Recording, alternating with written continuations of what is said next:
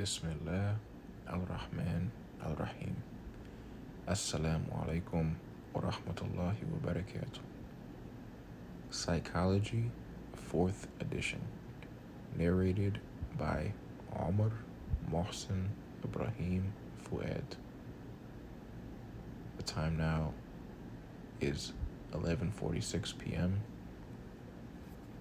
Today is Friday, July 10th, 2026. Chapter 10, Sexuality and Gender. Chapter Outline and Learning Objectives. Sex and Sexuality.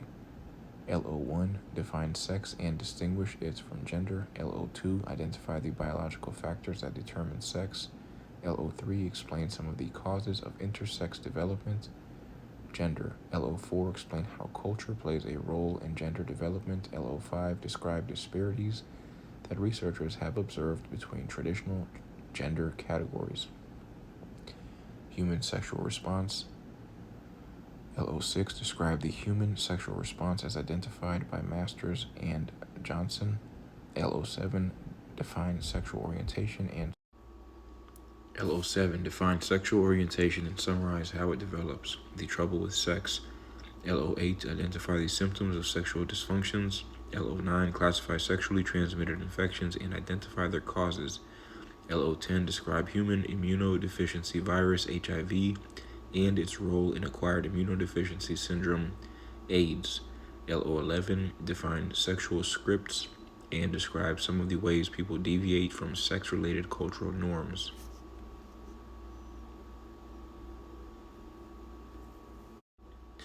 Sex and sexuality. Guess the profession. Stephanie Bueller spends much of her day. Guess the profession. Stephanie Bueller spends much of her workday discussing erections, orgasms, and relationship woes. People of all different ages, ethnicities, and cultural backgrounds come to her for her help with their most intimate problems. What do you think Stephanie does for a living? Dr. Stephanie Bueller is a certified sex therapist, a psychotherapist who specializes in helping individuals and couples resolve sexual issues. You may think your secret sexual fantasies are unusual, but Dr. Bueller would probably not be surprised if you shared them with her. It takes a lot to shock a woman who has spent thousands of hours discussing sexual concerns with people ranging in age from 18 to 80. She has helped resolve the sexual problems of firefighters, physicians, homemakers, and college students like you. Her work has afforded her a privileged view of human sexuality, a slice of which we are going to share with you. Sexual healing. Dr. Stephanie Bueller is a certified sex therapist. She helps couples and individuals resolve sexual problems, including low desire, erectile dysfunction, pain during intercourse, and confusion about sexual orientation. Note: quotations attributed to Dr. Stephanie Bueller are personal communications. Since being interviewed for this book, Dr. Bueller has made changes to her career. Let's talk about sex. LO1, define sex and distinguish it from gender. Sexuality is an important dimension of human nature. It refers to everything that makes us sexual beings, including our sexual activities, attitudes, and behaviors. In everyday conversation, the word sex commonly refers to sexual behaviors, but sex can also mean biological sex assigned at birth. According to the American Psychological Association APA 2012B, 2020, 2023, June 6th, this biological status includes the categories of male, female, and intersex. Gender, on the other hand, refers to the attitudes, feelings, and behaviors that a given culture associates with a person's biological sex. APA 2020, page 138. We typically use the term sex when referring to biological status and gender to indicate the cultural roles and expectations that distinguish males and females. APA 2012, 2020, 2023, June 6th. However, classifying people in such categories relies on the gender binary system, which fails to capture the entire spectrum of experiences. APA 2022, May 23rd. Gender can also indicate the public and often legally recognized role a person has as a man or woman, boy or girl, or other gender, according to the American Psychiatric Association 2022. More on gender to come. What are the topics of sex and gender doing in a psychology textbook? And are they sufficiently important to merit their own chapter? Sex and gender are critical variables in the scientific study of behavior and mental processes, influencing our experiences in learning, careers, parenting, memories, emotions, and sexual activities. And you know intuitively that sexual relationships are a part of what makes us human. Connections. In Chapter 1, we described variables as measurable characteristics that can vary or change over time. Here we explore how the variables sex and gender relate to a variety of topics in psychology. Sexuality is one of the most intimate and fascinating dimensions of human behavior. It is also one of the most difficult to study. A very personal topic for most people, sex is not openly discussed in many homes, schools, doctors' offices, or even bedrooms, according to Beebe et.al. 2021, Byers 2011, and Mallory 2022. This is ironic as U.S. culture supplies a steady stream of sexual imagery, words, and media. Many parents feel embarrassed discussing sex with their children. Medical and mental health professionals find it difficult to communicate with patients about sexual issues, according to Bauer et.al. 2016 and Beebe et.al. 2021. Some of us cannot even talk honestly about sex with our sexual partners, but none of this has stopped psychologists from trying to explore human sexuality.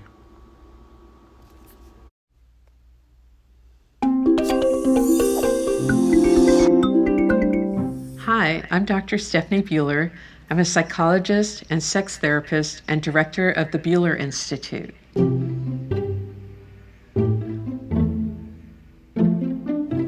The sexual climate I grew up in was unique because the sexual revolution was going on. And I was living in Los Angeles in the San Fernando Valley, which was really kind of the heart of where a lot of things were happening of a sexual nature. When I was a graduate student listening to role plays, I would say, well, what about their sex life? But my professors didn't talk about that very much.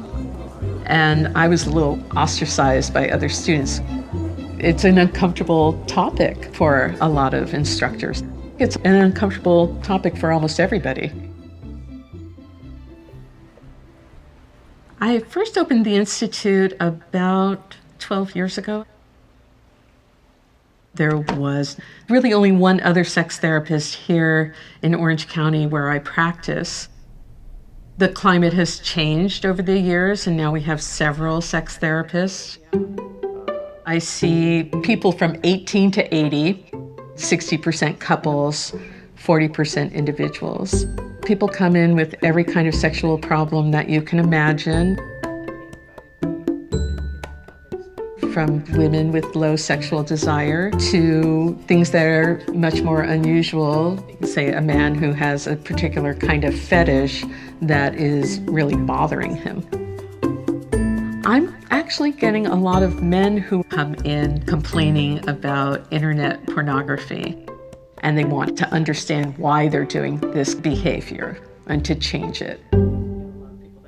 My clients, especially if they're a bit older, they'll say, gee, I've had sex, we do it, but we never talk about it. So my challenge is to get them communicating. I mean, that's one of the real keys of having good sex. I actually have a book about this topic because I do get clients in my office who will say, well, we went to a therapist for help, and the therapist said, I don't do sex. The idea behind the book was to make all therapists comfortable with this topic of sexuality. I've trained several therapists in my practice to be sex therapists. Therapists who are more in a rural area will do supervision by phone or over the internet. In order to call yourself a sex therapist, you need to have the appropriate amount of education as well as training and supervision. So I needed to do a specific number of educational hours. It was really pretty rigorous.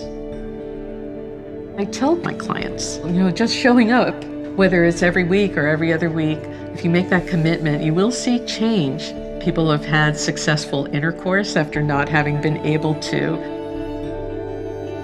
And I kind of joke that I should have a little refrigerator and some non-alcoholic apple cider so that we can celebrate.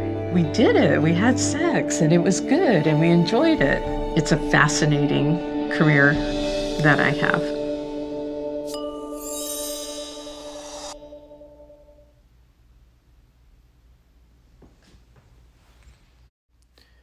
Research and sex. When did researchers begin exploring sexuality in a systemic way? As early as the 1900s, some began studying the sexual behavior of rats, and by 1921, several programs were using funding from the National Research Council's Committee for Research on Problems of Sex to study humans, according to Hegarty 2012, Petit 2012. Perhaps the most famous early studies were those by Alfred Kinsey and colleagues, beginning in the 1940s. This group endeavored to study human sexuality in an objective, scientific manner according to Kinsey et al. 1948 and Kinsey et al. 1953. With the survey method, the researchers collected data on the sexual behaviors of 5,300 white males and 5,940 white females in the United States. Their findings were fascinating. Both males and females masturbated, and participants had experiences with premarital sex, extramarital sex, and sexual activity with someone of the same sex. Perhaps most surprising was the fact that so many people were willing to talk about their personal sexual behavior in the post-World War II era. Researchers now use a variety of approaches to study human sexuality, including surveys, interviews, case studies, and the experimental method. There are also many technologies to observe and measure the psychological. There are also many technologies to observe and measure the physiological profiles and responses of participants, according to Bragazzi et al. 2023, Lovey and Marashi 2012. According to Bragazzi et al. 2023, Lovey and Marashi 2022. For example, electroencephalography (EEG), magnetic resonance imaging (MRI), and functional magnetic resonance imaging (fMRI) can be used to study sexual arousal and intercourse, according to Bettoni and Keisner 2023, Castillo 2014. But as you can imagine, studying sexual behavior has its difficulties. People are often uncomfortable discussing sex, especially their own sex lives. So getting them to talk freely can be tricky. The extremely intimate nature of sexuality can also make research involving the observation of sexual behavior especially challenging. As a result, our knowledge of sexual behavior is often limited to self-reporting. Sex chromosomes. For the sake of simplicity, we will assume that the developing zygote has the typical number of chromosomes, but keep in mind that sex chromosome composition can vary. We will explore some of this diversity later in the chapter. Typically, both sperm and egg contain 23 chromosomes, so the resulting zygote has 23 pairs of chromosomes, or a total of 46. This 23rd pair of chromosomes, also referred to as the sex chromosomes, includes specific instructions for the zygote to develop into a male or female, XX for female and XY for male. This sex depends on the father's sperm, which can contribute either an X or a Y to the 23rd pair. The egg, on the other hand, can only contribute an X. If the sperm carries an X, the genetic sex is XX, and the zygote generally develops into a female. If the sperm carries a Y, the genetic sex is XY, and the zygote typically develops into a male. We should note, however, that the structure and function of the reproductive organs do not always match the genetic sex. More on this later.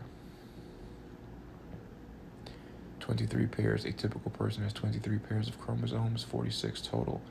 In almost every cell, the 23 pair, also referred to as the sex chromosome, contains genes that determine the sex of the developing person. If the 23rd pair is XY, then the zygote typically develops into a male. If XX, it generally develops into a female. Can you tell what genetic sex is represented here? Answer: above and to the right of the 22nd chromosome pair is the 23rd pair, sex chromosomes. Because one is X and the other is Y, we can conclude the genetic sex is male.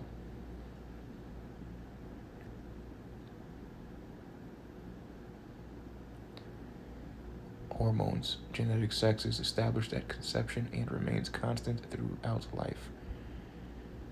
In a genetic male, the presence of the Y chromosome causes the fetal sex glands, also known as gonads, to become testes. If the Y chromosome is not present, as in the case of a genetic female, then the gonads develop into ovaries. According to Koopman et al. 2016 and Parivish et al. 2019, both the testes and ovaries secrete sex hormones that influence the development of reproductive organs. Androgens come from the testes and, to a lesser extent, the ovaries. According to Hammes and Levine 2019, testosterone is an androgen that promotes the development of male genitalia. According to Kathandarpani et al. 2020, estrogens are produced by the ovaries and, to some degree, the testes. Both androgens and estrogens are produced in other parts of the body and play important roles in the healthy functioning of all human bodies, regardless of sex, according to Hammes and Levine 2019. Distinguishing between male and females.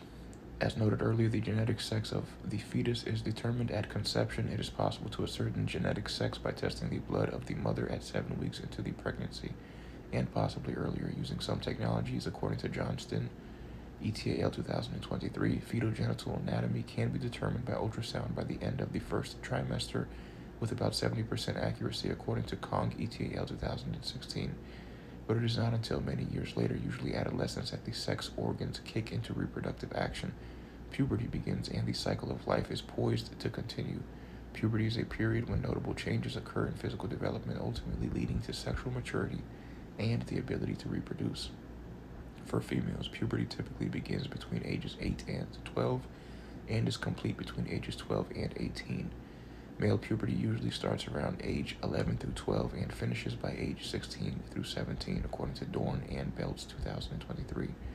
During this time, the primary and secondary sex characteristics further develop. In addition, females experience menarche, or the beginning of menstruation. Menarche can occur as early as age 9 or after age 14, but typical onset is around 12. According to Martinez 2020, males have their first ejaculation, spermarchy, during this time period, but when it occurs, males have their first ejaculation, spermarchy, during this time period, but when it occurs is more difficult to specify, as they may be reluctant to talk about the event or fail to remember it, according to Dorn and Belts 2023 and Leducker 2012. Connections. In the Human Development chapter, we note that primary sex characteristics, including the ovaries, uterus, vagina, penis, scrotum, and testes, are related to reproduction. Secondary sex characteristics such as underarm hair and breast development in females are physical features not associated with reproduction. Diversity of sex development. LO3 explains some of the causes of intersex development. In some cases, genes or hormone activity can lead to differences of sex development, according to Sandberg and Gardner 2022, Infographic 10.1. Differences of sex development of intersex traits refer to congenital conditions in which development or differences of sex development or intersex traits refer to congenital conditions in which development of chromosomal, gonadal, or differences of sex development or intersex traits refer to congenital conditions in which development of chromosomal, gonadal, or anatomic sex is atypical, according to Lee ECAL 2006, page E488. This means that the newborn may have characteristics that do not fit neatly into either the male or female category, according to Sandberg and Gardner 2022, page 203. About 0.5 to 1.3% of people have intersex traits, United Nations free and equal ND. These traits are sometimes referred to as disorders of sexual development, but this terminology has pathologic implications, suggesting they are medical problems that need to be fixed. According to Schweizer ETAL 2014, intersex traits are naturally occurring variations in biological sex, not disorders or diseases.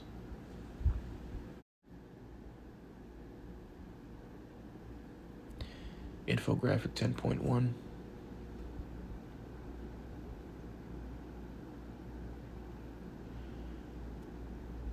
In some cases, intersex development occurs as a result of atypical hormone activity. For example, a person with androgen insensitivity syndrome is genetically male XY, but is partly or completely insensitive to androgens. As a result, they are born with external genitalia that look female, male, or ambiguous, according to Gottlieb and Trifiro 2017. In other cases, intersex traits result from variations in sex chromosomes. A female with Turner syndrome has only one X chromosome, as opposed to two X chromosomes, short stature, ovaries that are not fully developed, and problems with infertility. A male with Klinefelter syndrome has at least one extra X chromosome, XXY, as opposed to the typical XY. Common features include tall stature, breast development, infertility, and underdeveloped sexual organs and secondary sex characteristics, according to Swarza, Johnson, and Sandberg 2023A and 2023B.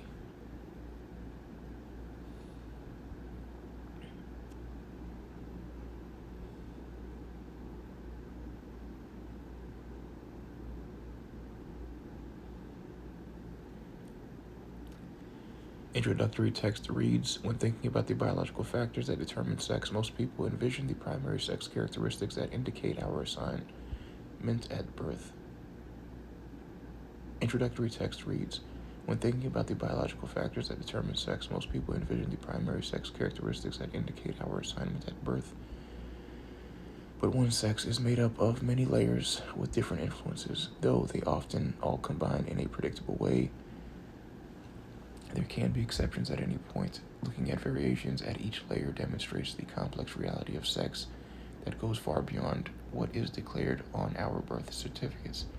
Four overlapping ovals contain text as follows. The first oval is labeled chromosomes. Accompanying text reads, one chromosome from each parent combines to determine genetic sex, XX female or XY female. The first oval is labeled chromosome. Accompanying text reads, one chromosome from each parent combines to determine genetic sex, XX female or XY male. A call-out reads, exceptions. Boys with Klinefelter syndrome, XXY, develop normally until puberty, but can have underdeveloped male characteristics or additional female secondary sex characteristics because of the extra X chromosome. Also, Turner syndrome, female born with an absent or incomplete X chromosome. The second oval is labeled gonads. Accompanying text reads, presence of Y chromosome causes gonads to become testes. If Y chromosome is not present, gonads develop into ovaries. A call-out reads, exception. Though genetically male and possessing testes, those with androgen insensitivity syndrome do not respond to androgens and develop more female-like sex organs and other characteristics.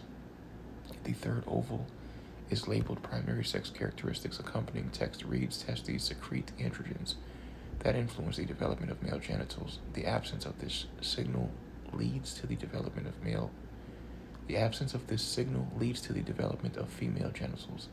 The call-out reads, intersexual development is apparent when individuals are born with sexual structures and organs that are ambiguous or inconsistent with genetic sex. The fourth oval The fourth oval is labeled secondary sex characteristics. Accompanying text reads, prompted by hormonal changes, these characteristics appear at puberty and are only indirectly involved with reproduction. A call-out reads, exception. Those with 5-alpha reductase deficiency appear female at birth. At puberty, hormonal surges cause external masculinization sufficient to make them indistinguishable from other men.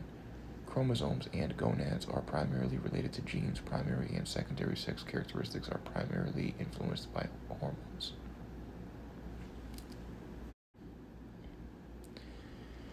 In some cases, intersex development occurs as a result of atypical hormone activity. For example, a person with androgen insensitivity syndrome is genetically male XY, but is partly or completely insensitive to androgens. As a result, they are born with external genitalia that look female, male, or ambiguous, according to Gottlieb and Trifaro, 2017. In other cases, intersex traits result from variations in sex chromosomes. A female with Turner syndrome has only one X chromosome as opposed to 2 X chromosomes. Short stature, ovaries that are not fully developed, and problems with fertility. A male with Klinefelter syndrome has a male with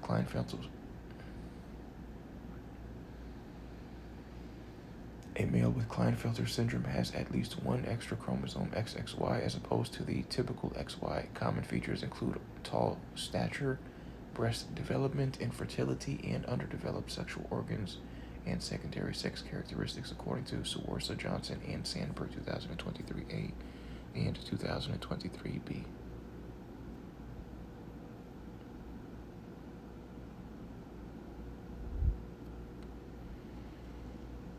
Intersex stories. To learn more about what it means to be intersex, check out Everybody, a documentary that follows 3 intersex people: Sean Saifa Wall, profiled in the personality chapter, River Gallo, and Alicia Roth.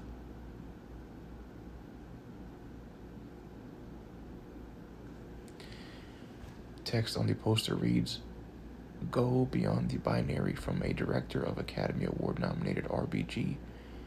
A photo on poster shows Sean Saifa Wall, River Gallo, and Alicia Roth holding hands.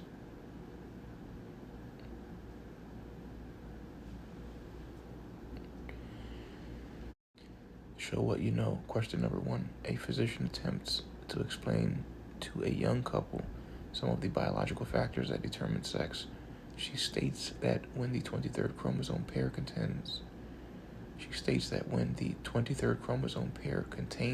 an X and a Y, the zygote generally develops: A into a female, B into a male, C ovaries, D the anatomy of both sexes.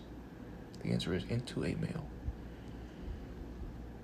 A physician attempts to explain to a young couple some of the biological factors that determine sex. She states that when the 23rd chromosome pair contains an X and a Y, the zygote generally develops into a male.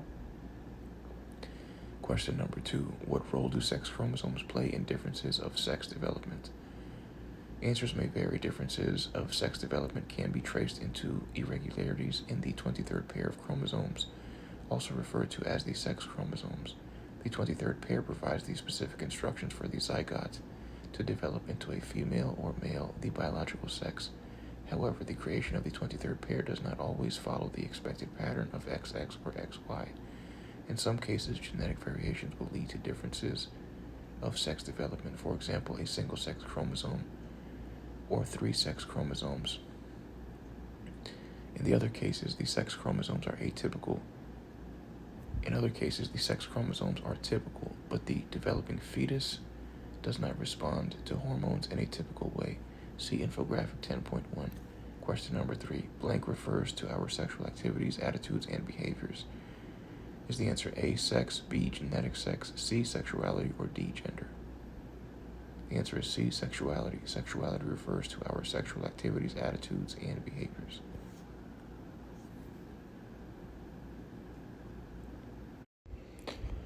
Gender. Now that we have learned about the biology of sex development, let's consider its implications for psychology. What does it mean to be a man or woman? Men are sometimes perceived as being assertive, logical, and in charge, while women are often regarded as more caring, sensitive, and emotional. But such characterizations are simplistic and frequently inaccurate. What's more, they tend to reinforce the idea that gender is binary or existing in only two forms, not a simple dichotomy. LO4 explained how culture plays a role in gender development. Many societies, especially those that have experienced European colonization, have embraced a gender binary system or one that recognizes Many societies, especially those that have experienced European colonization, have embraced a gender binary system or one that recognizes just two genders. However, some people don't identify these categories. Throughout history and across cultures, there have been people who do not consider themselves male or female. Their gender identity is non-binary, according to Tebby and Budge, 2022, page 694. Awareness of non-binary identities has increased in recent years, but Dr. Bueller has been observing them throughout her career. For who knows how long, people have really struggled to fit into the binary identities that our Western society has set for us. Dr. Bueller says, they are saying I don't really fit a stereotypical male role or psyche, and I don't fit a stereotypical female role or psyche. I am my own person, and my gender is secondary to other parts of my identity. A person's gender identity is a deeply felt inherent sense of being a girl, woman, or female, a boy, a man, or male, a blend of male or female, or an alternative gender. APA 2015b, page 834. Studies suggest that gender identity has a biological basis. In one small study, researchers compared the brains of cisgender men, cisgender women, and transgender women. The transgender women are genetic males who had not been socialized as males, and they had not undergone any hormone therapy. The study found that the brains of transgender women were shifted away from a male typical brain anatomy towards a female typical one. According to Kurth et al. 2022, page 4, there are many different pronouns to describe gender identities, among them he, him, she, her, they, them, z, zim, or xe, xir, according to GLAAD-NDA. When in doubt, ask a person what pronouns they use. You should also ask what terms they use to describe themselves. Table 10.1 lists terms for gender. Table 10.1 lists terms for both gender identity and sexual orientation. Table 10.1 terms to describe gender identity and sexual orientation. Terms defined: AFAB and AMAB. Assigned female at birth, assigned male at birth, according to Webb et al. 2015. Androgyny, crossing gender role boundaries, exhibiting behaviors associated with both genders.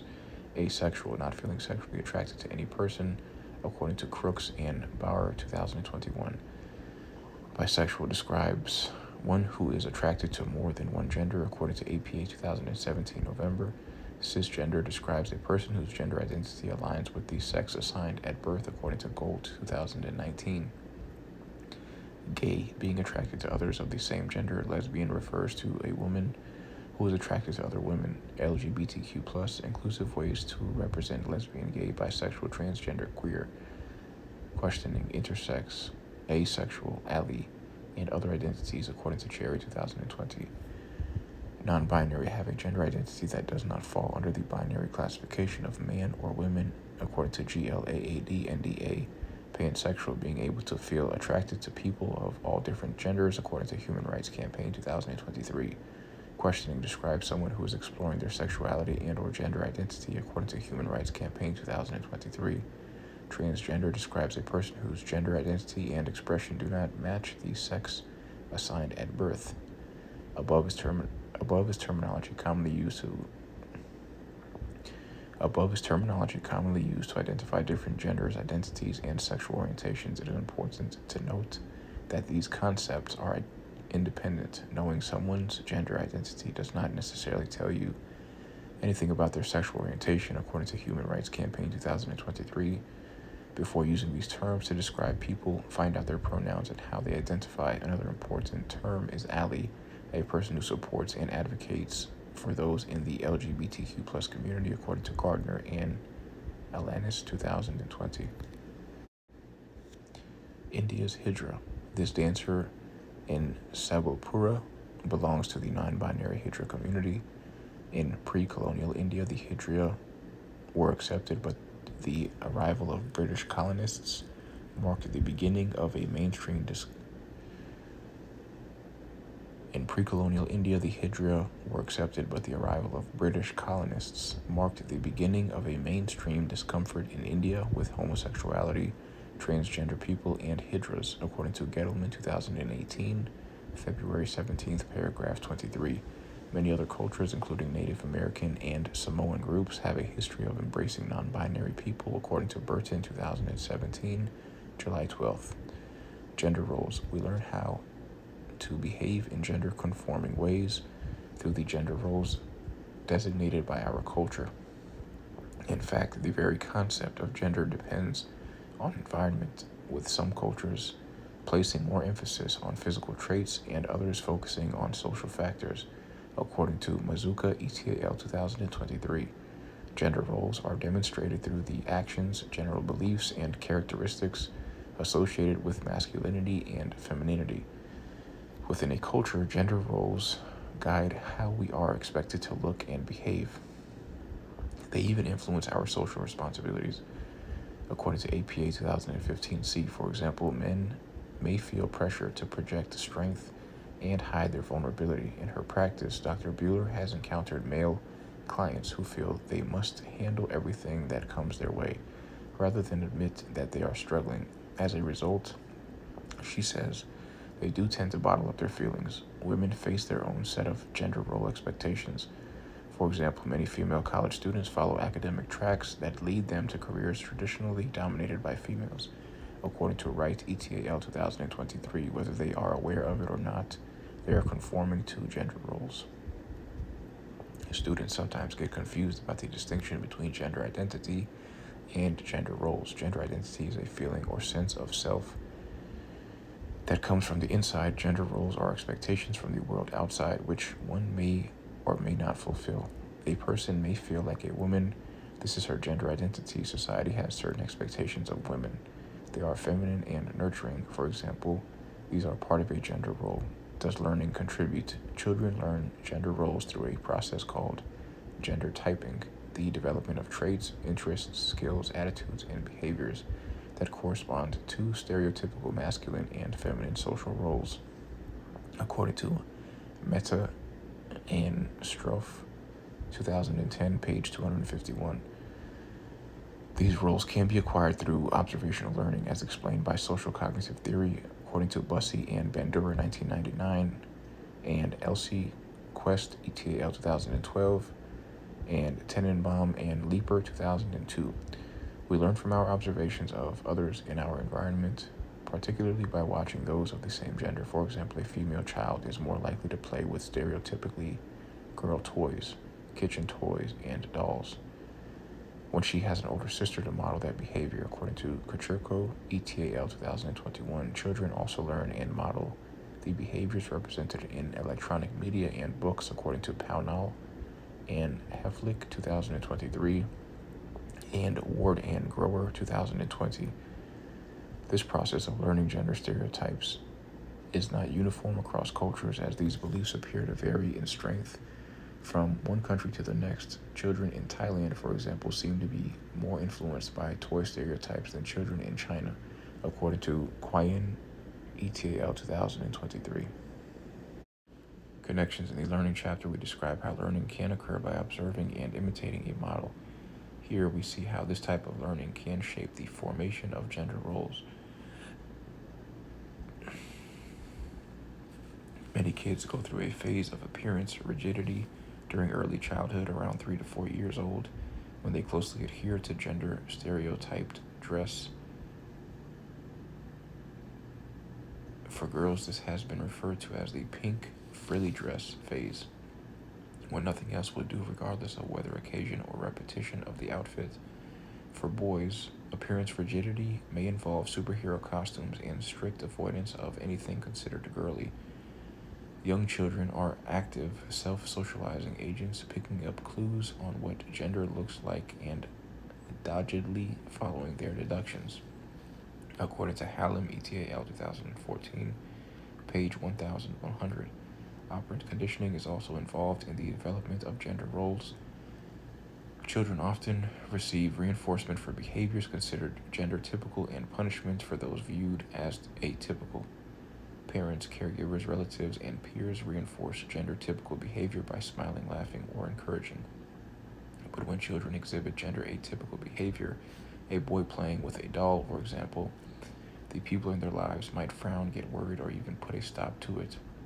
Through this combination of encouragement and discouragement, a child learns to conform to society's expectations. Connections. In the learning chapter, we discuss operant conditioning, which is learning that results from consequences. Here, the positive reinforcer is encouragement, which leads to an increase in a desired behavior. The punishment is discouragement, which reduces the unwanted behavior. Captain Marvel, then and now. Compare these movie posters from two different eras. The one on the left is for the 1941 film serial The Adventures of Captain Marvel, and the other is for the 2023 movie The Marvels, starring Brie Larson, Iman Vellani, and Tiana Paris. What do the images reveal about the evolution of gender roles in the United States?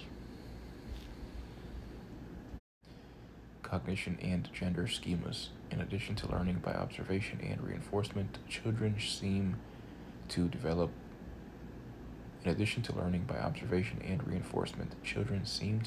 gender roles by actively processing information, according to S.L. Bem, 1981. In other words, children think about the behaviors they observe, including the differences between males and females. They watch their parents' behavior, often following suit, according to Tenenbaum and Leeper, 2002. Using the information they have gathered, children develop a variety of gender-specific rules they believe should be followed. For example, girls help around the house and boys play with model cars, according to Martin and Cook, 2018, and Yee and Brown, 1994. These rules are associated with gender schemas, which are the psychological or mental guidelines that dictate how to be masculine or feminine. Gender schemas are fluid and dependent on context, according to Martin, 2023. Gender roles and gender schemas are easy to confuse. Gender roles are imposed from the outside, society's expectations, but they may shape the gender schemas, mental frameworks for understanding gender in our minds. Connections. In the Human Development chapter, we state that schemas are a component of cognition. Schemas are collections of ideas or notions representing a basic unit of understanding. Here we see a specific type of schema that influences conceptions of gender. Biology and gender. Clearly, culture and learning influence the development of gender-specific behaviors and interests, but could biology play a role too? Research on human and non-human primates suggests this is the case, according to Hines, 2011, A, 2020, Todd et al., 2018. A growing body of literature points to a link between testosterone exposure in utero and specific play behaviors, according to Hines, 2020. For example, male and female infants as young as 3 to 8 months demonstrate gender-specific toy preferences that cannot be explained by mere socialization or learning, according to Hines, 2011b. Research using eye tracking technology reveals that baby girls spend more time looking at dolls while boys tend to focus on toy trucks, according to Alexander et al., 2009. When given a choice, babies prefer stimuli that include faces, so both infant boys and girls show greater preference for a doll in comparison to a truck. But infant boys tend to show relatively greater visual attention to a truck than do infant girls, according to Lauer et al., 2015. Monkey play. A male vervet monkey rolls a toy car on the ground on the left, and a female examines a doll on the right. When provided with a variety of toys, male vervet monkeys spend more time playing with cars and balls. whereas females are drawn to dolls and pots, according to Alexander and Hines, 2002. Similar behaviors have been observed in rhesus monkeys, according to Hassett et al. 2008. These studies suggest a biological basis for the gender-specific toy preferences often observed in human children. The bottom line is not all gender-specific behaviors can be attributed to culture and upbringing, according to Martin and Cook, 2018. This principle is well illustrated by the heartbreaking story of Bruce Reimer. Nature and Nurture, the case of David Reimer. Bruce Reimer and his twin brother were born in 1965 during a circumcision operation at 8 months. Bruce's penis was almost entirely burnt away by electrical equipment used in the procedure. When he was about 2 years old, his parents took the advice of Johns Hopkins psychologist John Money and decided to raise Bruce as a girl, according to BBC 2014, September 17th, Maurianne Blanchard et al. 2021. The thinking at the time was that what made a person a male or female was not necessarily the original structure of the genitals, but rather how they were raised, according to Diamond, 2004. Doctors removed Bruce's testicles and used the tissues to create the beginnings of female genitalia. His parents began calling him Brenda, dressing him like a girl, and encouraging him to engage in stereotypically girl activities such as baking and playing with dolls, according to BBC 2014, September 17th. But the new gender assignment did not work out. An outcast at school, he was called cruel names like caveman and gorilla. Fights broke out, and eventually he got kicked out of school, according to Diamond and Sigmundson, 1997. The onset of puberty created more problems. Despite ongoing psychiatric therapy and estrogen replacement, he refused to accept a female identity, according to Diamond and Sigmundson, 1997. He became suicidal, which prompted his parents to tell the truth about the past, according to BBC 2014, September 17th. At age 14, he changed his name to David, began taking male hormones, and underwent a series of penis construction surgeries, according to Colapinto, 2000, and Diamond and Sigmundson, 1997. At 25, David married and adopted his wife's children, and for some time it appeared he was doing quite well, according to Diamond and Sigmundson, 1997. But sadly, at the age of 38, he took his own life. We are in no position to explain the tragic death of David Reimer, but we wonder how he was impacted by early experiences, namely the fact that his parents kept his genetic sex a secret and raised him as a girl. It is important to note that the medical procedures he was subjected to as a child are distinct from gender-affirming surgeries people undergo voluntarily, soon to be discussed. And despite the progress made since David Reimer's tragic case came to light, the paternalistic history of this field continues to leave its indelible mark, according to Maurianne Blanchard, et al. 2021, page A704. There are many people with naturally occurring intersex traits and or atypical genitalia whose doctors recommend life-changing surgeries and sex reassignments that may be harmful, according to Maurianne Blanchard, et al. 2021. Gender role stereotypes. The case of David Reimer touches on another important topic. Gender role stereotypes. Growing up, David, who was called Brenda at the time, did not enjoy wearing dresses and playing girl games. He didn't adhere to the gender role stereotypes assigned to little girls. Gender role stereotypes, which begin to take hold around age 3, are strong ideas about the nature of males and females, how they should dress, what kinds of games they should like, and so on. Such stereotypes are advanced in television, films, and through YouTube content, according to Tolbert and Drogos, 2019, Ward and Grower, 2020. In one study, researchers found that tweens perceived male YouTubers as more violent and female YouTubers as more attractive and popular, according to Tolbert and Drogos, 2019. Decisions about children's toys in particular follow strict gender role stereotypes.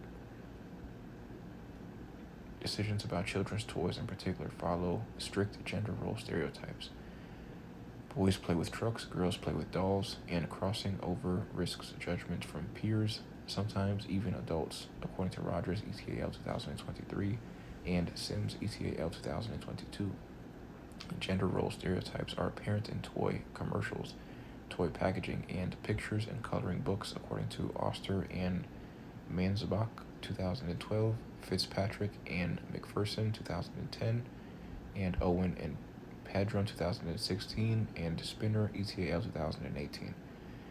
They also manifest themselves in academic settings. For example, many girls have negative attitudes about math, which seem to be associated with parents' and teachers' expectations about gender differences in math competencies, according to Gunderson ETAL 2012 and S. Rodriguez ETAL 2020. Androgyny, those who cross traditional gender role boundaries and engage in behaviors considered feminine and masculine, are said to exhibit androgyny. An androgynous person might be nurturing, generally considered a feminine quality, and assertive, generally considered a masculine quality. Johnson ETAL 2006 and Wood and Eagley 2015. It has been proposed that androgynous people exhibit unusually high levels of creativity, presumably because they are not restricted by gender roles, but data to support this hypothesis is lacking, according to Liu and Damien 2022. Clothing for all bodies. Clothing for all bodies. Shopping for either men's or women's clothing is no longer necessary, as evidenced by this ad from Ecos Lata, one of many companies that focus exclusively. Shopping for either men's or women's clothing is no longer necessary, as evidenced by this ad from Ecos Lata, one of many companies that focus exclusively on androgynous clothing.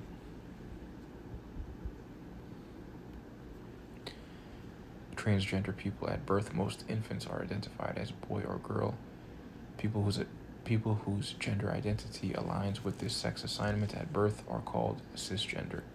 When sex assigned at birth does not feel right, a person may be transgender. According to the American Psychological Association, transgender refers to people whose gender identity, gender expression, or behavior does not conform to that typically associated with the sex to which they were assigned at birth.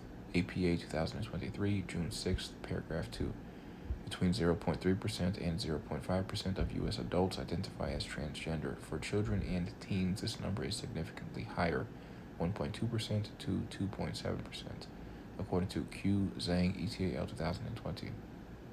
The American Psychological Association, according to Kelly 2015, notes that transitioning from one gender to another may involve medical treatments and changes to names, pronouns, hair, and clothing, according to APA 2015C, page 422, and Goldberg and Kuvalanka 2018. Hormone therapy, surgery, and psychological counseling are all part of gender-affirming care, according to Barbie and McKay 2023.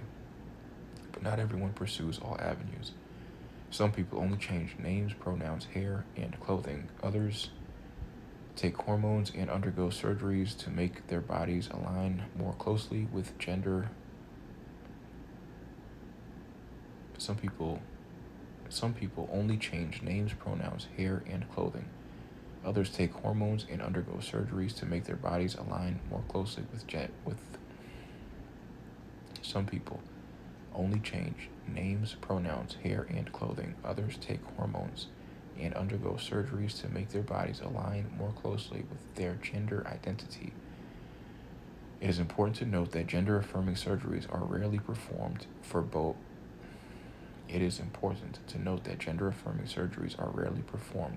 For people under age 18. However, puberty blockers are sometimes used to delay the major body changes that puberty brings. This buys some time for children who are still unsure about their gender identity, according to Human Rights Campaign 2023, July 25th. Being transgender is not a mental health problem that needs fixing. However, some transgender people experience gender dysphoria, a clinically significant distress or impairment in everyday functioning that stems from the marked incongruence between one's experienced expressed gender and assigned gender. American Psychiatric Association 2022, page 512. Transgender teens face a heightened risk for psychological problems, self-harm, and suicide. Gender-affirming care helps mitigate this risk, yet one-third of transgender adolescents live in states that have passed laws prohibiting such care, according to Barbie and McKay 2023. Because there is inconsistency in the labeling of people, we should be sensitive in our use of terminology and, when possible, ask them how they would like to be identified. Now that the term transgender is included in the acronym LGBTQ+, an even larger category encompassing lesbian, gay, bisexual, transgender, queer, questioning, and other people, according to Cherry 2020, Breaking Barriers. In November 2020, Sarah McBride became the first transgender woman to be elected to a state senate. Following her victory, the senator-elect from Delaware tweeted, "I hope tonight shows an LGBTQ kid that our democracy is big enough for them too," according to Henley 2023, paragraph 3. There is some confusion about the distinction between non-binary and transgender. As noted earlier, non-binary means not identifying as a male or female or adhering to the gender binary system. Transgender refers to those whose gender identity does not align with the sex they were assigned at birth. Not everyone who is saying "I am gender non-binary" is going to be transgender, Dr. Bueller says, but there can be overlap between these categories. For example, a person who is transgender does not identify with the sex assigned at birth, may also be non-binary, does not feel aligned with male or female identities. Viva la difference. Now that we have discussed the meaning of gender, let's explore some of the disparities observed between the traditional gender categories. Do males think and act different? Do males think and act differently from females? LO5 described disparities that researchers have observed between traditional gender categories. Cognition. Despite some differences in brain size and structure, males and females do not differ significantly in terms of general intelligence, according to D. Cassian, ETAL 2022, and Koch 2016, January 1st. Apparently, males and females can achieve similar levels of overall intellectual performance by using differently structured brains in different ways, according to Deary, ETAL 2010, page 209. While clear structural differences exist, it is unclear what caused them and how they might correlate to various cognitive abilities. Further investigation is needed, and researchers must proceed with objectivity, as there is an undeniable history of cherry-picked biological data being misappropriated. Further investigation is needed, and researchers must proceed with objectivity, as there is an undeniable history of cherry-picked biological data being misappropriated and misrepresented to support sexist points of view, according to D. Cassian, ETAL 2022, page 17. Connections. In the Cognition, Language, and Intelligence chapter, we discuss some of the structural differences observed in the brains of males and females. For example, females tend to have more gray matter volume in some parts of the frontal lobes, including an area important for emotional awareness and emotional processing and working memory. Here, we discuss the different cognitive and behavioral characteristics that could possibly arise from such brain differences. Although gender has little impact on general intelligence, males and females may differ slightly in certain areas of cognitive performance. In childhood and adolescence, for example, girls tend to perform better than boys on tests of verbal ability. Early research indicated these differences were negligible, but more recent evidence suggests they might be significant, according to Hyde and Lynn, 1988, and Stowett and Geary, 2013. Males, on the other hand, seem to be more adept at mental rotation tasks, a disparity that appears as early as infancy, according to NG, ETAL 2023, and Heal, ETAL 2018. Boys also seem to perform better than girls on complex arithmetic problems, but only under certain environmental circumstances. One study found evidence of this gender gap among first graders in the United States and Russia, but not in Taiwan. Could this have something to do with the educational systems In these countries, Taiwanese boys and girls are taught to solve problems with similar strategies, whereas children in the United States and Russia may be given greater leeway in choosing their approach. This suggests that input from the outside world, teacher instruction in this case, interacts with culture to shape certain types of math skills, according to Shen et al. 2016. Connections. In the Cognition, Language, and Intelligence chapter, we explore mental imagery, which is involved in the cognitive task of mental rotation. Here, we see that this visual spatial ability seems to be different from males and females, although it is not clear how much is due to biology or to environmental influences.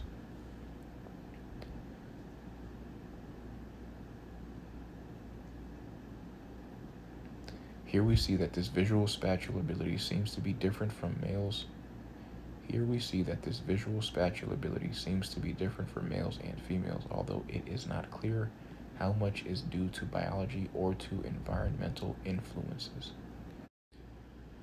Sex differences in cognition likely result from a combination of genes, hormones, and sociocultural factors, but untangling sex differences in cognition likely result from a combination of genes, hormones, and sociocultural factors, but untangling the effects of nature and nurture can be tricky, according to Goldman 2017 Spring. Perhaps the most important point to remember is that males and females are far more alike than they are different, not only in cognitive abilities, but across psychological characteristics, according to Hyde 2016. What's more, the small number of disparities researchers have uncovered apply to populations, not necessarily individuals. These findings describe group averages and therefore often have limited relevance to understanding individual men and women. Many men excel in writing tasks and many women excel in mental rotation tasks, even if group averages exist, according to Miller and Halpern 2014, page 42. Aggression. We've discussed disparities in cognitive abilities, but how do males and females differ in terms of behavior? Males tend to demonstrate more physical aggression. They are identified as perpetrators in the majority of violent crimes, about 80% according to some government statistics, according to Bureau of Justice Statistics 2022, Office for National Statistics 2021. Some evidence suggests that males turn to violence, and gun violence in particular, because of the social pressures they experience. For example, they may feel that they do not measure up to their own standards for masculinity, or they are induced to feel that way after their masculinity is threatened, according to Levant 2022, page 151. There are also biological factors that might explain why males are generally more prone to violence compared to females. Males have more testosterone, a hormone that has been associated with aggression, especially toward those outside the immediate social group. As some scholars propose, men's psychology has been shaped by inter-group competition to acquire and protect reproductive resources, according to Munoz Reyes et al. 2020, page 1. Testosterone may be one of the biological factors underlying this evolutionary process. Levels of testosterone are influenced by genetics, so perhaps it is no surprise that aggression is somewhat heritable. Studies of identical twins suggest that about 50% of aggressive behavior in population can be explained by genetic factors, according to IP et al. 2021. This implies that a significant proportion of gender differences in aggressive behavior results from genetics, but environmental factors play an equally important role, according to Brengen et al. 2005, Rowe et al. 2004, and Vassos et al. 2014. Connections in the Cognition, Language, and Intelligence chapter, we present the concept of heritability in relation to cognitive abilities. Here we note that around half of the variability in aggressive behavior in the population can be attributed to genes and the other half to environment. Violence may be more common among males, but females can be aggressive too. People of all genders are more inclined to exhibit aggressive behaviors when people they love and care about are threatened. According to Ocampo et al. 2023, not all aggression is negative. In some cases, it can be a powerful deterrent against aggressive behavior from others. According to Silva et al. 2019, page 170, some researchers report that females exhibit more relational aggression or aggressive behaviors that are indirect and aimed at relationships, such as spreading rumors or excluding certain group members, although males clearly exhibit this type of aggression as well. According to Archer and Coyne, 2005, Cuppins et al. 2013, and Vaillancourt, 2013. In fact, some evidence suggests that males in many parts of the world display more relational aggression than females, according to Vulgardieu and Kokinos, 2023. Put your heads together. We have provided an explanation of male aggression using evolutionary perspective. Put your heads together. We have provided an explanation of male aggression using the evolutionary perspective. In your group A, use this perspective to explain female aggression. B, explain aggression using at least two of the other perspectives introduced in Chapter 1, Table 1.1. As we wrap up this discussion, keep in mind that overall the variation within a gender is much greater than the variation between genders. Males and females are similar in most, but not all, psychological variables, according to Heidi, 2007, page 260. This gender similarities hypothesis proposed by psychologist Jeanette Shibley-Heidi, 2005, states that males and females exhibit large differences in only a few areas, including some motor behaviors, throwing distance, some characteristics of sexuality, frequency of masturbation, and, to a moderate degree, aggression. We should also acknowledge that all the gender differences described above were detected by measurements of characteristics rather than the characteristics themselves. You cannot directly measure verbal ability, for example, but you can design a test to measure it. Measuring tools are invaluable, but they are not immune to flaws and biases. That being said, studies on gender disparities often produce similar results. One analysis over 20,000 studies involving more than 12 million participants found gender differences to be consistent across cultures, age groups, and generations, according to Zell et al. 2015.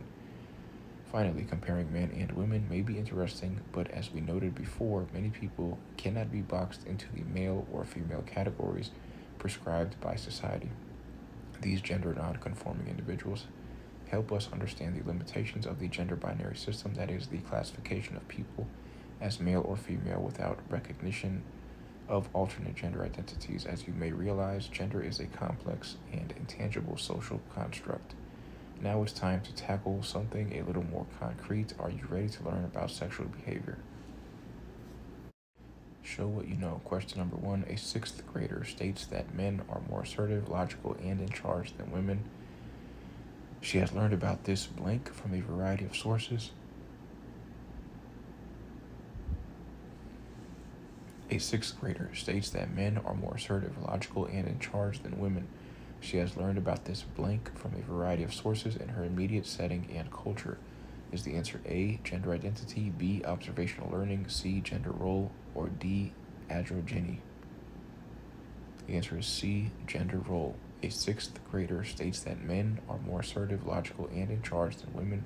She has learned about this gender role from a variety of sources in her immediate setting and culture.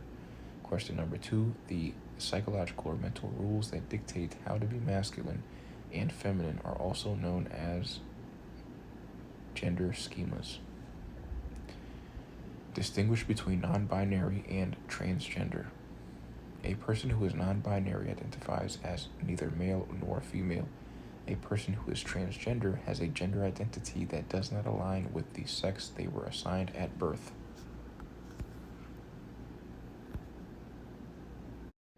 Human sexual response, the making of a sexpert. Dr. Stephanie Buehler grew up in California's San Bernardino Valley during the 1970s when the sexual revolution was in full gear. During this time in U.S. history, many people questioned conventional notions about sex and explored different avenues of sexual expression. There was a lot of sexual activity at that time, explains Dr. Bueller, who had many gay, bisexual, and transgender friends. I was really exposed to a lot of different aspects of sexuality. At home, she knew it was okay to ask her parents questions about sex and birth control. Therapist at work. Not only has Dr. Bueller helped hundreds of clients work through their sexual problems, but she has also trained and mentored hundreds of fellow sex therapy practitioners. With this upbringing, Dr. Bueller was fairly relaxed talking about sex, and therefore her pursuit of a career as a sex therapist would seem like a plausible path, but graduate school seemed like a long shot in the 1970s, when women were just beginning to establish themselves as a major presence in the workforce. After graduating from college, the first person in her immediate family to do so, she worked as a teacher and then decided to pursue a master's degree. After graduating from college, the first person in her immediate family to do so, she worked as a teacher and then decided to pursue a master's degree and eventually a doctorate in psychology. Her PsyD concentration was in family therapy. But another interest was brewing beneath the surface. During couples role-playing sessions in class, Dr. Bueller always was the sole student asking questions about sex. What about your sex life? What's going on in the bedroom? She recalls her classmates looking at her and asking, why are you bringing that up? What does that have to do with anything? The answer she can now state with confidence is a whole lot. After working as a licensed psychotherapist for several years, Dr. Bueller began her sex therapy training.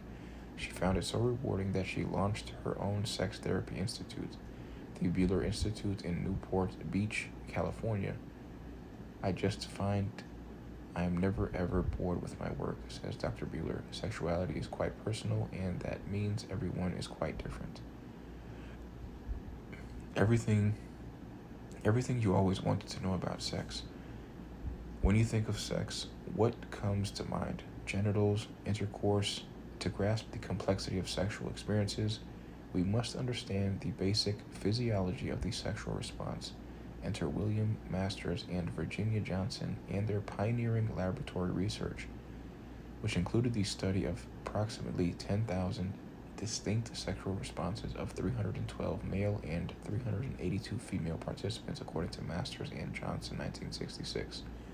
Sexy Science. In the mid-1950s, William Masters teamed with Virginia Johnson to study the bodily changes that occur during masturbation and sex. The research was groundbreaking and it upended many long-held misconceptions about sex. For example, Masters and Johnson found that penis length does not determine a person's ability to give pleasure, according to Fox 2013,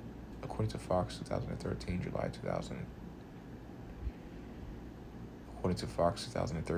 25th. L06 described the human sexual response as identified by Masters and Johnson. Human sexual response cycle. Masters and Johnson made some of the most important contributions. Masters and Johnson made some of the most important contributions to the study of the human sexual response. Their research commenced in 1954, not exactly a time when sex was thought to be an unacceptable subject for dinner conversation. Nevertheless, almost 700 people volunteered to participate in their study, which lasted a little more than a decade, according to Masters and Johnson, 1966. Before delving into the research of Masters and Johnson, it is important to recognize the limitations of their approach.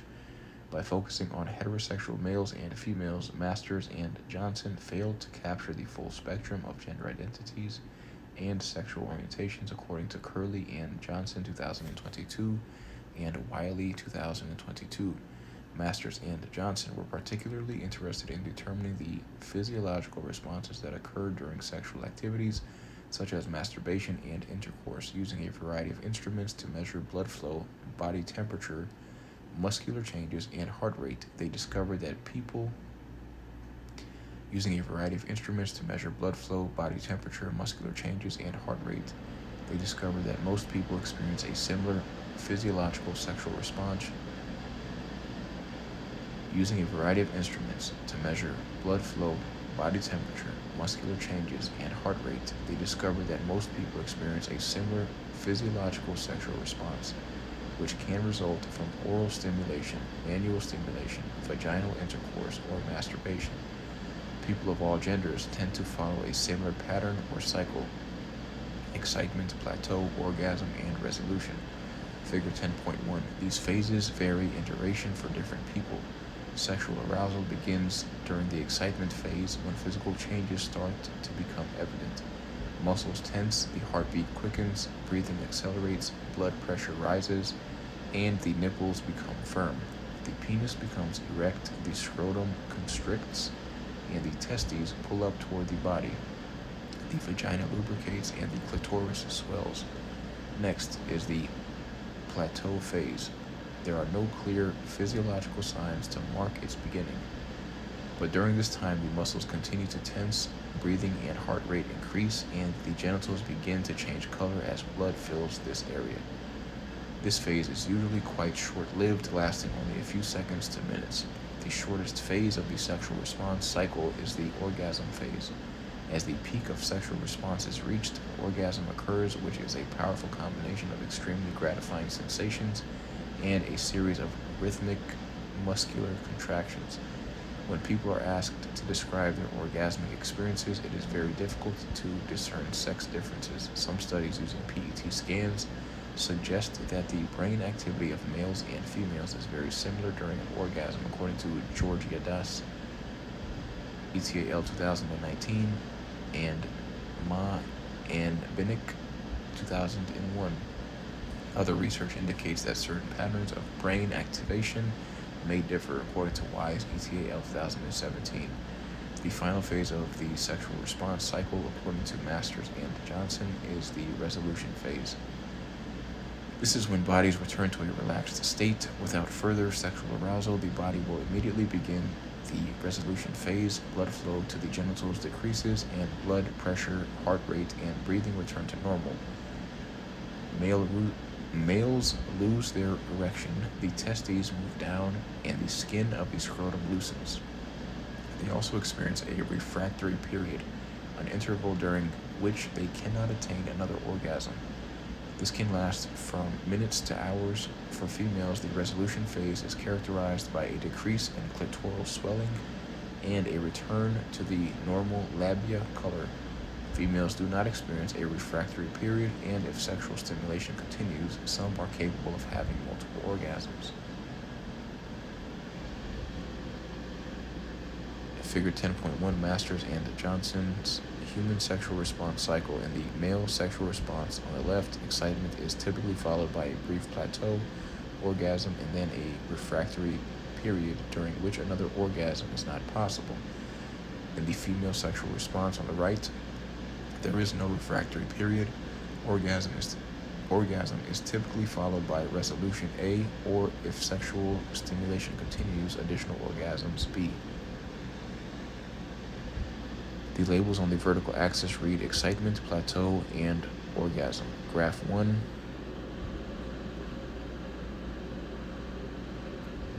Graph 1, male. A curve starts at excitement, gradually rises to the plateau where it flattens to run horizontally for a period of time.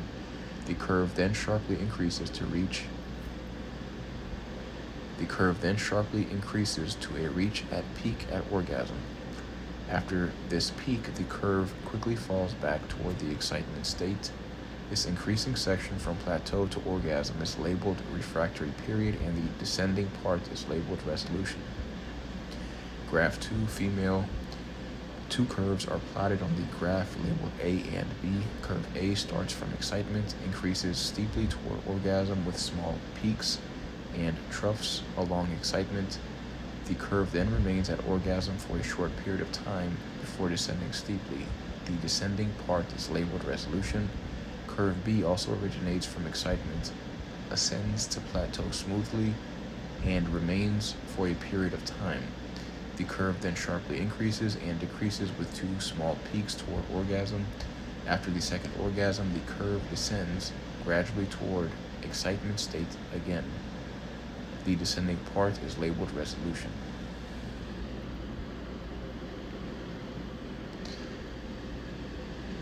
Now that we have explored the physiology of sex, let's move on to its underlying psychology. How are sexual activities shaped by learning, relationships, and the need to be loved and belong? Connections in the motivation and emotion chapter, we note that Maslow emphasized our deep-seated need to feel loved, to experience affection, and to belong to a group. These needs motivate us to seek out relationships, which can include sexual activities. Sexual orientation, LO7 defines sexual orientation and summarizes how it develops. Sexual orientation is the attraction one feels both physically and emotionally to other people, according to APA 2023, June 6th. Some describe it as a continuum that includes many dimensions of our sexuality, including attraction, desire, emotions, and all the behaviors that result. Human beings can be attracted to men, women, both neither gender queer, androgynous, or have other gender identities, according to APA 2015C, page 22. Others say sexual orientation is more akin to a mosaic, as Dr. Buehler's mentor once explained. There is a universe of orientations and identities, and each person gets to put him or him. There is a universe of orientations and identities, and each person gets to put him or herself in the constellation. Those attracted to people of a gender different from their own are commonly referred to as heterosexual.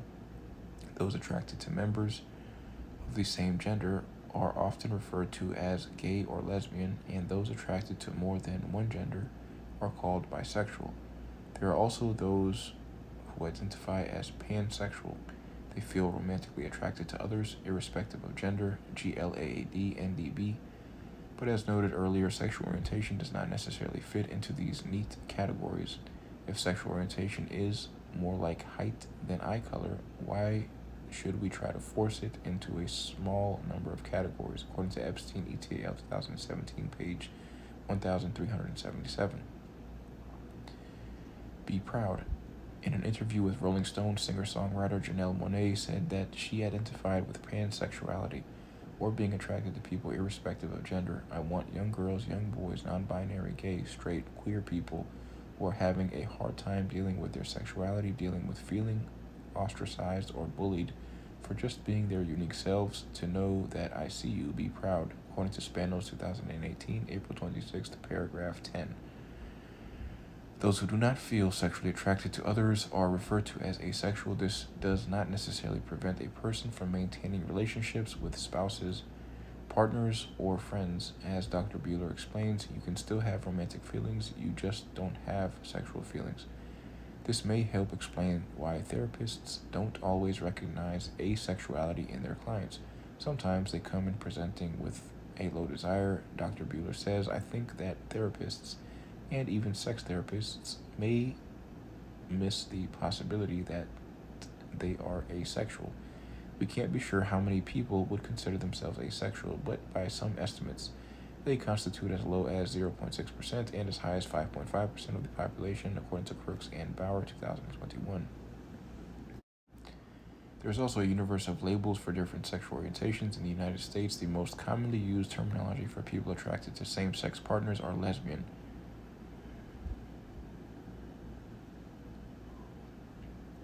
women attracted to women, and gay, anyone attracted to those of the same sex, anyone attracted to those of the same gender. APA 2022, May 2000. According to APA 2022, May 23rd. Some people refer to themselves as queer, thereby avoiding the gender binaries of male and female or the perceived restrictions imposed by lesbian, gay, and bisexual orientations, according to APA 2015C, page 22. In other words, such individuals choose not to be boxed into a certain category. There are many more labels for sexual orientation, some of which are mentioned in Table 10.1. It is important to note that sexual orientation and gender identity are separate categories. As Dr. Buehler explains, sexual orientation is who you are attracted to, and gender identity is more who you are. What's in a number? What percentage of the population is heterosexual? What about gay, lesbian, or bisexual? These questions may seem straightforward, but they are not easy to answer. This is partly because there are no clear-cut criteria for identifying individuals as gay, lesbian, heterosexual, or bisexual. In other words, there is a vast continuum of sexual orientation. At one end are people who are exclusively heterosexual, and at the other end are those who experience only same-sex attraction. Between these two poles is considerable variation, according to Kinsey et al. 1948. Figure 10.2. Some people might be exploring their sexuality but not necessarily exhibiting a particular orientation, and this adds to the variability of rates. Estimates are available, but definitions of sexual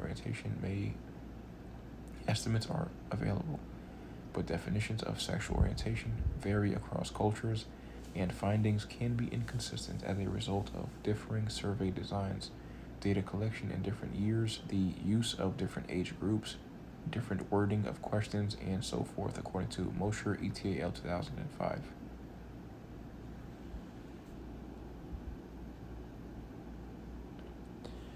Figure 10.2, the sexual orientation continuum. We can think of sexual orientation as a continuum rather than a set of discrete categories. This graph shows the range of orientations that might characterize a population. Information from Epstein 2016. The horizontal axis is labeled attraction and has evenly spaced markings labeled from left to right as exclusively same-sex, mainly same-sex, main opposite sex, and exclusively opposite sex. The vertical axis is labeled population and ranges from 0 to 100% in increments of 20%. A rightward arrow along the horizontal axis labeled societal pressures extends from exclusively same-sex to exclusively opposite sex. A concave up increasing curve passes through the following points: exclusively same-sex 10, mainly same-sex 10, mainly opposite sex 15, exclusively opposite sex 90. All data are approximate. Figure 10.2, the sexual orientation continuum.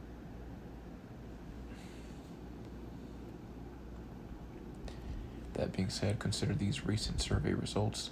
In the United States, 7% of people polled by the Pew Research Center identified as lesbian, gay, or bisexual, according to Brown 2023, paragraph 3. Meanwhile, a study of people from 28 countries concluded that approximately 10% of males and 9% of females fall into these categories. The numbers did not significantly differ across cultures, suggesting that social factors do not play an important role in determining the prevalence of same-sex attraction in a given society, according to Rahman et al. 2020. As you digest these statistics, remember that sex is first and foremost a human experience. We may have different sexual orientations, but our bodies react to sexual activity in similar ways. As Masters and Johnson 1979 demonstrated, we all experience a similar sexual response cycle. Regardless of orientation, even our brains display similar patterns of activity apparent from fMRI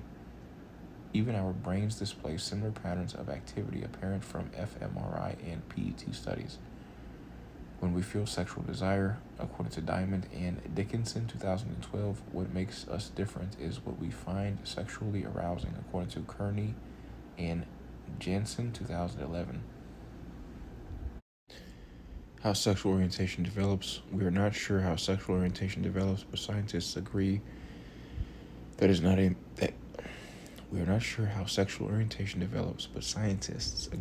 it is not a matter of choice, and people do not have control over whom they find attractive. Research suggests sexual orientation results from an interaction of many biological and environmental factors, nature and nurture, according to Epstein 2016, XU et al. 2019. Genes may play a role. Same-sex behaviors are more common among those who have close relatives who are gay or lesbian, suggesting there is a genetic component for sexual orientation. Close relatives share many common genes, according to Bragazzi et al. 2023. To determine how much genes influence sexual orientation, We turn to twin studies, which are commonly used to examine the degree to which nature and nurture contribute to psychological traits.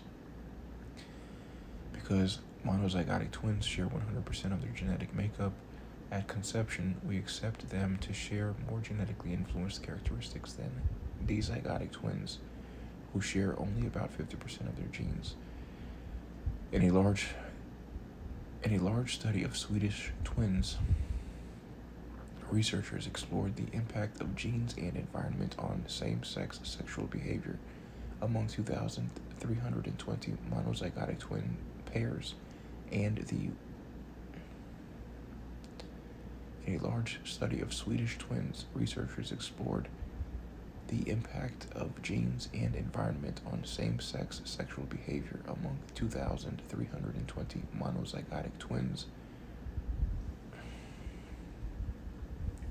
In a large study of Swedish twins, researchers explored the impact of genes and environment on same-sex sexual behavior among 2,320 monozygotic twin pairs and 1,506 dizygotic twin pairs. In their sample, the monozygotic twins were moderately more likely than the dizygotic twins to have the same sexual orientation. They also found that same-sex sexual orientation for monozygotic twins had heritability estimates of around 34 to 30. They also found that same-sex sexual behavior for monozygotic twins had heritability estimates of around 34 to 39% for males and 18 to 19% for females, according to Langstrom et al. 2010 and Rinaldi 2022. Others report heritability estimates ranging from 25% to 50% for males and substantially lower percentages for females, according to Epstein 2016. These findings highlight two important factors: male and females differ in terms of the heritability of same-sex sexual behavior, and both genes and environment, nature and nurture, contribute to sexual orientation. Looking beyond genes, can sexual orientation be detected in the brain? Some studies have shown differences in gray matter volume that appear to be linked to sexual orientation. For example, one study compared gray matter volume in the brains of people experiencing same-sex and opposite-sex attractions. For example, one study compared gray matter volume in the brains of people experiencing same-sex and opposite-sex attraction. The heterosexual participants had greater gray matter volume in the thalamus and precentral gyrus, while those experiencing same-sex attraction had more gray matter volume in the putamen, according to Vatanov et al. 2021. If there really are brain differences associated with sexual orientations, they may emerge before birth. As noted earlier, the fetal gonads secrete hormones, estrogen and androgens, that influence the development of reproductive anatomy. These same hormones may help determine sexual orientation. For example, the presence of androgens, hormones secreted primarily by the male gonads.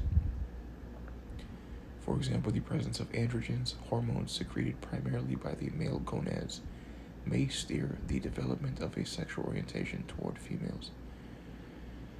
This could potentially lead to heterosexual orientation in males but same-sex attraction in females, according to Breedlove 2017. To explore this possibility, researchers have studied pregnant people with elevated hormone levels, the result of a genetic variation or medication. Evidence from these cases suggests that early in utero exposure to high levels of androgens may be associated with male-typed development and same-sex attraction in girls, according to Berenbaum et al. 2011 and Jordan Young 2012. Interestingly, having older brothers in the family seems to be associated with a higher probability of same-sex attraction in males, a cross-cultural phenomenon known as the fraternal birth order effect. According to Blanchard 2008, Blanchard ETAL 2020, and Neela ETAL 2019, one study found that males with one older brother were 38% more likely than those with no older brothers to be gay, according to Blanchard ETAL 2020. Why would this be? According to the maternal immunity hypothesis, cells from a male fetus are introduced into the mother's circulatory system, triggering an immune response. The mother's immune system produces antibodies that influence the development of the next male fetus she carries, resulting in a variety of changes in neurons that direct the person to later be attracted to male. The mother's immune system produces antibodies that influence the development of the next male fetus she carries, resulting in a variety of changes in neurons that direct the person to later be attracted to men rather than to women, according to Blanchard ETAL 2020, page 2. However, some researchers have had difficulty replicating the early maternal immunity hypotheses studies, according to Curran ETAL 2015, Kishida and Rahman 2015, and XU and Zhang 2017. Another way to understand the fraternal birth order effect is from an evolutionary standpoint. One could reason that having more males in a family increases the potential for unproductive competition among male siblings. If sons born later in the birth order were less threatening, the result would be fewer problems among siblings, especially related to competition for mates and resources to support offspring. A gay younger brother would be less of a threat to an older brother than would a heterosexual younger brother. Research on other species also points to an evolutionary explanation. Same-sex sexual behavior has been observed in more than 1,500 other species, from spiders to dolphins to bison. Evidence suggests this behavior evolved to reduce aggression among mammals, particularly males. As researchers concluded, same-sex sexual behavior in mammals is a convergent adaptation. Same-sex sexual behavior in mammals is a convergent adaptation, facilitating the maintenance of social relationships and the diminishing of intrasexual conflicts, according to Gomez ETAL 2023, page 7. Does culture play a role? We have spent a great deal of time discussing the potential role of biological factors in sexual orientation. How does culture fit into the picture? Earlier, we noted that sexual orientation might be understood as a continuum. According to Epstein ETAL 2023, at one end of the continuum are people who are strictly heterosexual, and at the other end are those who are undeniably gay or lesbian. Many people fall somewhere in the middle of these two extremes, according to Epstein 2016. A small percentage of people change their orientation between adolescence and young adulthood. This is more common in females, which suggests that psychosocial factors may be involved, according to XU ETAL 2021, because we live in a homomistic society, one that strongly favors heterosexuality. Most people in the middle of the continuum will be pushed toward a heterosexual orientation. Those at either end are less likely to be flexible in their orientation, in part due to the strong genetic component of sexual orientation, according to Epstein 2016. Bias. Although differences in sexual orientation are universal and have been evident throughout the recorded history, the LGBTQ+ community has been subjected to stereotyping, prejudice, and discrimination. LGBTQ+ people in the United States, for example, have been and continue to be subjected to harassment, violence, and unfair practices related to housing and employment. Many states are working to rectify these issues, but others have passed laws that overtly target or discriminate against LGBTQ people. On state and local levels, there have been many attempts to silence LGBTQ people and communities, particularly as they relate to public school education and young people's health care. According to Nadal 2023, page 18, in 2020, the federal government took a big step toward protecting the rights of LGBTQ+ people. In June of that year, the U.S. Supreme Court ruled that the 1964 Civil Rights Act shields gay and transgender employees from discrimination, according to Barnes 2020, paragraph 2. Across the world, sexual orientation and culture bias against LGBTQ plus people is a problem throughout the world. In some places more than others, one survey found that same-sex attraction is more widely accepted in North America and Western Europe than in the Middle East, Russia, and Sub-Saharan Africa. At one extreme is Sweden, where 94% of the population accepts same-sex sexual behavior. At the other extreme is Nigeria, where only 7% considers it okay. Age may be a factor in people's attitudes, as younger people tend to be more accepting. So too is average income, as wealthier countries tend to be more supportive of same-sex relationships, according to Puster and Kent 2020. Although attitudes are gradually becoming more accepting in many areas of the world, according to Puster and Kent 2020, many LGBTQ plus people do not have equal rights. Same-sex sexual activity is criminalized in 69 countries, 33 of which are in Africa, according to Reid 2022.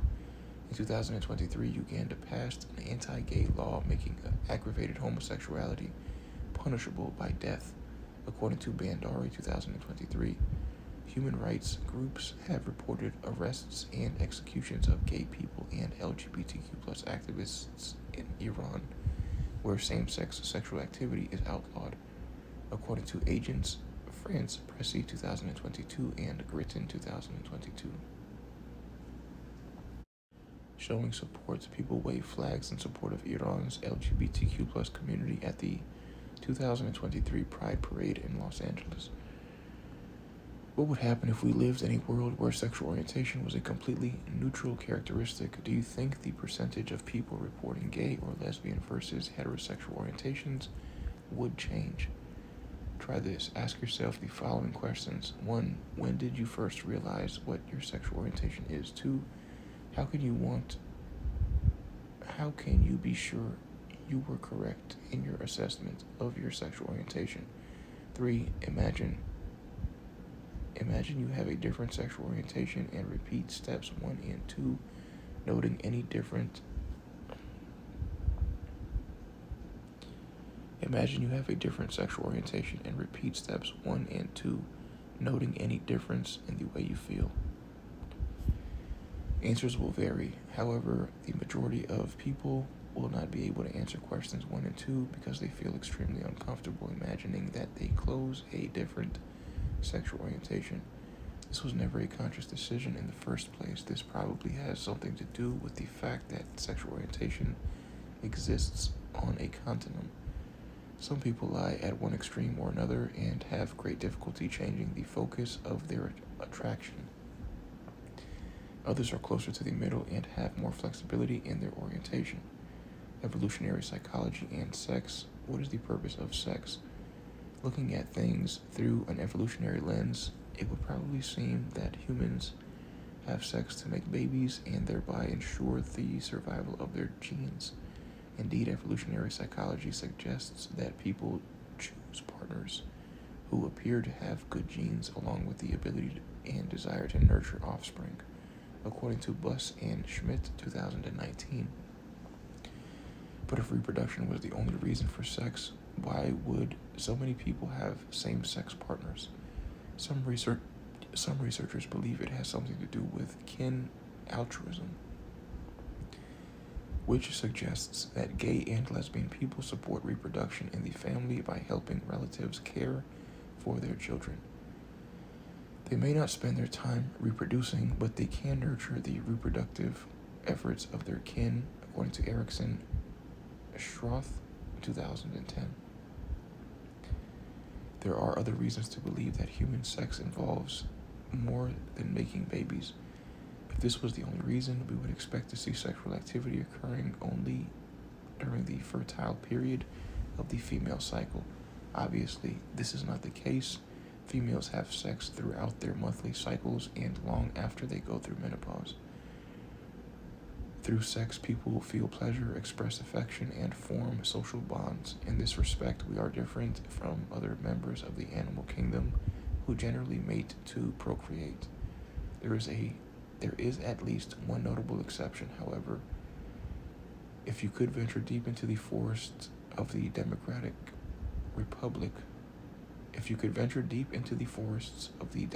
Republic of the Congo, you might be surprised at what you would see happening between our close primate cousins, the bonobos.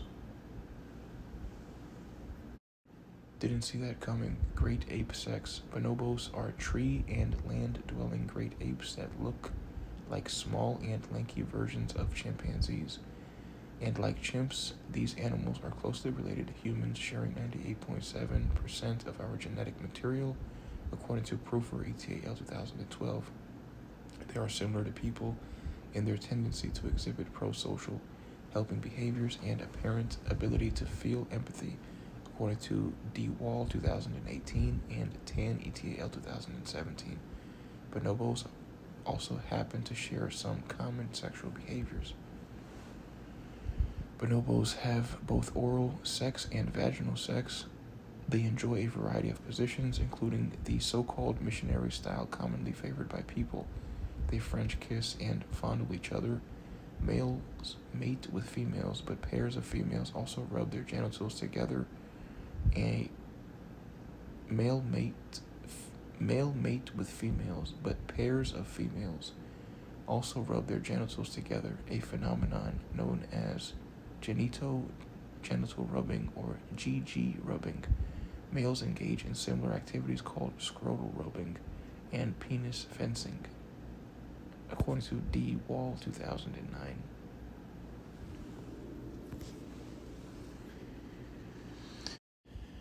In bonobo society, sex happens at the times you might least suspect. Imagine two female bonobos simultaneously discovering a delicious piece of sugar cane. Both of them want it, so you might expect a little aggression to ensue. But what do the bonobos do instead? They rub their genitals together. Now picture two males competing for the same female. They could fight over her, but why fight when you can make love? The vying males set aside their disputes and engage in a friendly scrotal rub, according to DeWall 2009. As these examples illustrate, bonobo sex has a lot to do with maintaining social harmony. Sex is used to diffuse the tension that might arise over competition for food and mates. According to DeWall 2009 and Gomez ETAL 2023, it helps younger females bond with the dominant females in a new community, an important function given the supremacy of females in this species, according to Clay and Zuberbuller 2012. In bonobo society, females acquire power and sticking together and defending each other. As one research team observed, a group of females will attack a male that threatens other females. Our results suggest that coalitions in female bonobos might have evolved as a counter-strategy against male harassment, according to Tukayama and Ferrucci, 2016, page 27. What parallels do you see between bonobo and human behavior, both sexual and non-sexual? Sex conquers all. Two bonobos enjoy a kiss.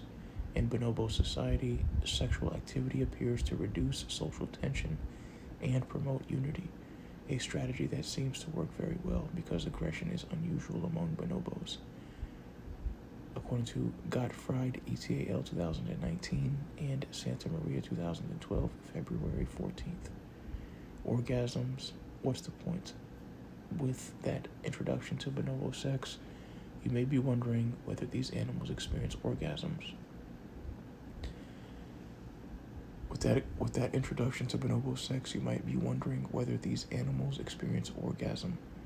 Their grins and squeals suggest the answer is yes, according to DeWall 2009, page 7, and at least one study Their grins and squeals suggest the answer is yes, according to DeWall 2009, page 7, and at least one study in Macaquus suggests that orgasm may be possible in non-human primates, according to Goldfoot et al. 1980. Why would these animals have orgasms? Why do humans have orgasms? Male orgasm has a clear evolutionary purpose. Ejaculation enables the release of sperm, which are essential for reproduction. The evolutionary function of female orgasm has been harder to pin down. According to one model, the female orgasm began as a reflex to induce ovulation. According to Pavlicev and Wagner, 2016. Our mammalian ancestors would only ovulate in response to hormonal changes triggered by the physical stimulation of intercourse. The female orgasm-like trait may have been adaptive for inducing ovulation. The authors of the model explain, page 326, at some point our ancestors began ovulating spontaneously without the need for physical stimulation, but the female orgasm remained. Research has found that cisgender women and some underrepresented gender identities, transgender women, non-binary, and intersex, are less likely than cisgender men to have orgasms in partnered sex. This orgasm gap may be partly explained by the common experience of sex coming to a conclusion when ejaculation has occurred, according to Harvey et al. 2023. Selecting a mate. What are you looking for? Whether your goal is to achieve orgasms or find long-term companionship, or both, your mate choice may be influenced by factors beyond your awareness. Have you ever considered that evolutionary forces might be shaping your romantic preferences?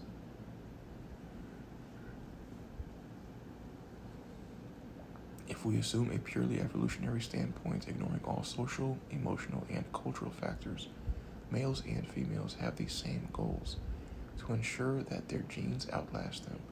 However, they have different roles in reproduction. Females generally invest more in childbearing and rearing, pregnancy, breastfeeding, and so on, and they are limited in the number of offspring they can produce. Males are capable of fathering hundreds, if not thousands, of children, and they are not hampered by the biological constraints of pregnancy and breastfeeding. Under these circumstances, a female's best strategy is to find a long-term partner who will ensure that her children have all the resources they need to survive and reproduce. A male, on the other hand, should be on the lookout for a female who can bear many children, someone who shows signs of fertility like youth and beauty, according to Buss and Schmidt 2019 and Geary et al. 2004. Do people really choose partners according to these criteria? One study over 10,000 participants from 37 cultures concluded that females around the world do indeed favor mates who appear to be slightly older and good providers, whereas males place greater value on good looks and youth, according to Buss 1989. More recently, researchers tried to replicate the findings, this time including over 14,000 participants from More recently, researchers tried to replicate the findings, this time including over 14,000 participants from 45 countries. Their conclusions were similar, but an interesting new finding emerged. In countries where gender equality is greater, the age difference between male and female partners was smaller, according to Walter et al. 2020. Keep in mind that these are just general trends. Males are not exclusively focused on youth and fertility.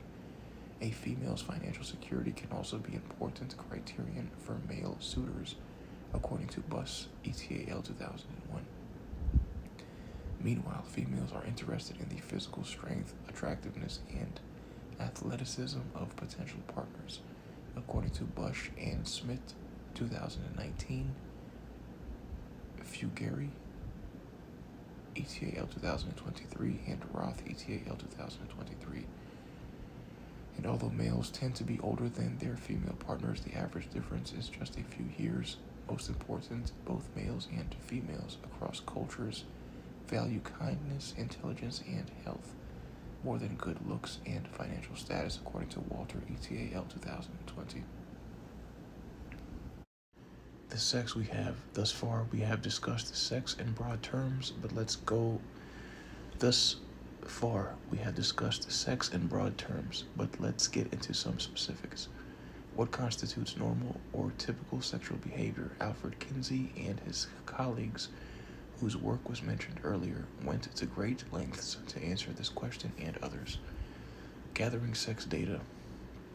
The Kinsey study was groundbreaking in terms of its data content and methodology, which included accuracy checks and assurances of confidentiality. The Kinsey data continue to serve as a valuable reference for researchers studying how sexual behaviors have evolved over time. However, Kinsey's work was not without limitations. For example, Kinsey and colleagues, 1948-1953, utilized a biased sampling technique that resulted in a sample that was not representative. However, Kinsey's work was not without limitations. For example, Kinsey and colleagues, 1948-1953, utilized a biased sampling technique that resulted in a sample that was not representative of the population. The sample lacked ethnic diversity, and there was an overrepresentation of well-educated Protestants, according to Potter 2006 and Wallen 1949. Despite these drawbacks, the work of Kinsey and other psychologists, such as Evelyn Hooker 1907 through 1996, was critical in changing views about same-sex. Despite these drawbacks, the work of Kinsey and other psychologists, such as Evelyn Hooker 1907 through 1996, was critical in changing views about same-sex sexual behavior. According to Stanley ETAL 2017, their research repositioned homosexuality outside the kingdom of mental illness. According to Schneidman 1998, page 481. Here we have an example showing how psychologists can drive social change, according to Stanley ETAL 2017. Connections. In Chapter 1, we emphasized that representative samples enable us to generalize findings to populations. Here we see that inferences about sexual behaviors for groups other than white, well-educated Protestants could be problematic, as few members of these groups participated in the Kinsey study. Radical research. Alfred Kinsey interviews a subject in his office at the Institute for Sex Research, now the Kinsey Institute. Kinsey began investigating human sexuality in the 1930s. When talking about sex was taboo, he started gathering data with surveys, but then switched to personal interviews, which he believed to be more effective. These interviews often went on for hours and included hundreds of questions, according to PBS 2005, January 27th. Subsequent research has been better designed, using samples that are more representative of the population, according to Herbenick ETAL 2022 and Michael ETAL 1994. As recently as 2022, the average adult American had sex approximately 64 times a year, but by 2014, that declined to about 53 times a year, according to Twenge ETAL 2017, paragraph 17. Why the decline in sexual activity? There are many possible explanations for different age groups, but one seems applicable to virtually all of us: the ubiquitous presence of digital media. According to Twenge 2020, in the past, people didn't have Netflix, YouTube, and Fortnite competing for their attention before they went to sleep. With so many other gratifying and less physically demanding forms of entertainment, people may simply choose the option that requires the least amount of effort. As people get older, both masturbation and partnered sex become somewhat less frequent. Males may direct some of their energy away from mating effort and toward nurturing children and grandchildren. According to Gray ETAL 2020, single older people express less interest in hookups multiple partners, and other sexual adventures. Interestingly, older single females tend to be more satisfied with their sex lives than younger single females, according to Gray et al. 2019. Contrary to stereotypes of middle-aged women being in sexual decline, many report interest in new sexual experiences. Their sex lives are highly diverse, with some finding newfound pleasure in oral sex and masturbation, a sense of liberation from menopause, and increased feeling of control over their sexuality. Others experience decreased desire and redirect their focus away from sex and onto family and friends, according to Luke and Poulin, 2023. At what age do people start having sex? According to a survey of teens from 33 European countries, nearly 1 in 5 15-year-olds say they have had sex, according to DeGraff et al. 2024. In the United States, the average age of first vaginal intercourse is approximately 17 years old, according to CDC 2022. The age of one's sexual debut is, to a small degree, related to genetic makeup, but also depends on environmental factors. Starting sex early has been associated with increased risk of teen pregnancy. Starting sex early has been associated with increased risk of teen pregnancy, substance use disorder, and sexually transmitted infections, STIs, according to Mills et al. 2021. Sexual activity in relationships. In the United States, the average age at first marriage is around 28 for women and 30 for men, according to U.S. Census Bureau 2022. The odds of a first marriage lasting at least 10 years is 68% for women and 70% for men, and the probability of a first marriage lasting 20 years is only 52% for women and 56% for men, according to Koppen et al. 2012. Most married people are monogamous, one partner at a time, but research indicates that cheating happens in about 1 in 4 marriages. These estimates are rough, partly because definitions of cheating can range from emotional involvement all the way to penetrative sex. Generally speaking, infidelity is a secret romantic activity with a secondary partner, while in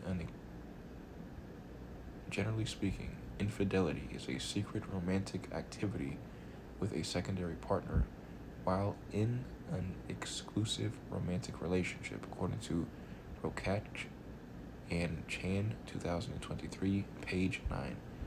Of course, not everyone agrees that marriage goes hand in hand with monogamy. For some, consensual non-monogamy may be a viable approach. In fact, there is evidence that people in these relationships are just as satisfied as those in monogamous arrangements. Consensual non-monogamy can refer to people who have open relationships, meaning they cultivate romantic liaisons outside their primary relationship that theoretically do not interfere with that main relationship. Swingers who explore extramarital sex as a couple, and those who engage in polyamory were people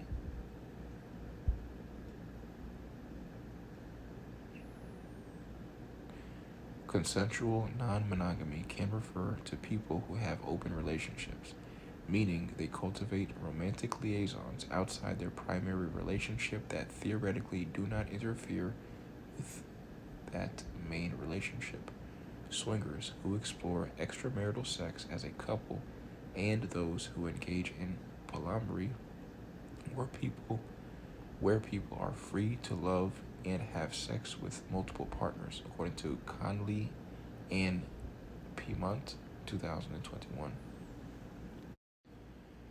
Sexual activity and age. What sexual encounters do people commonly have? One research team used a cross-sectional survey study to provide a snapshot of the types and rates of sexual behaviors across a wide range of ages in the United States.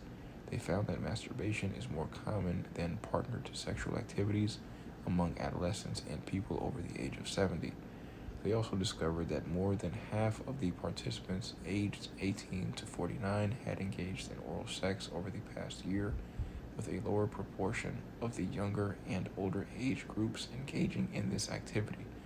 Penetrative sex, vaginal and anal, was most common among adults ages 20 to 49, according to Herbenek ETAL 2010. In another study of around 3,000 adults 75 to 85 years old, researchers reported that aging did not seem to adversely affect interest in sexual activity. Many of the respondents in their 60s, 70s, and 80s were still sexually active. These findings challenge the popular assumption that elderly people are asexual. Sexual problems are common in older adults. Sexual problems are common in older people, but many have vibrant and satisfying sex lives, according to Taylor and Gosney 2011 and von Humboldt ETAL 2022. This is especially true for those who reject negative stereotypes about older people and have a positive outlook about aging, according to Scoblo ETAL 2023. Trends in sexual behavior. As noted earlier, we can define sex as an activity. For example, she had sex. But how we define what constitutes sex is not always consistent, according to Hill ETAL 2016 and Schwartz ETAL 2010. If you ask one teenager whether they have had sex, they might say no, even if they had. If you ask one teenager whether they have had sex, they might say no, even if they have had oral sex, whereas another teenager might say yes, thinking that oral sex does count as sex.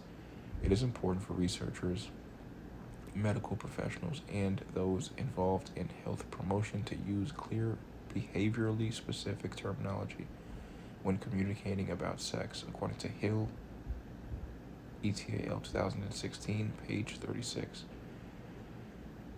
If oral sex doesn't qualify as sex, as some teenagers believe, then it doesn't pose a health risk, right? Wrong. Many diseases can be transmitted through oral sex, among them HIV, herpes, syphilis, HPV, gonorrhea, and chlamydia, according to CDC 2021, December 31st. Given that nearly half of all newly sexually transmitted infections, STIs, occur in people ages 15 through 24, according to CDC 2021, April 8th, it is crucial for teen-targeted sex education programs to spread the word about the risks associated with oral sex, according to Brewster and Tillman 2008. Social media campaigns are also valuable tools for educating teens about STIs, according to Shannon and Klausner 2018.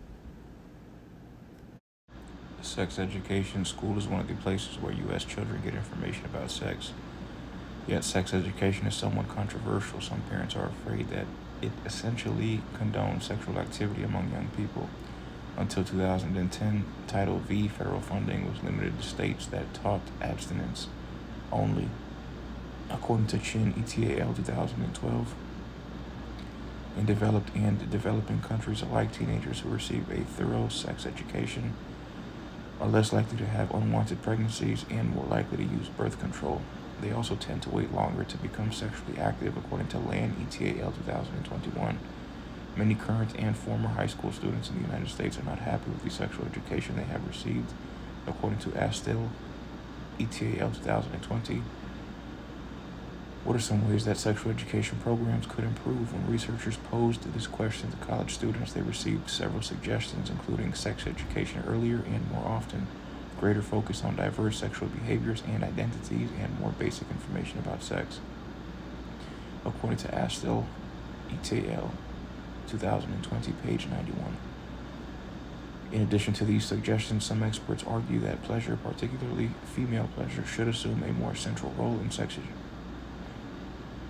In addition to these suggestions, some experts argue that pleasure, particularly female pleasure, should assume a more central role in sexual education curricula.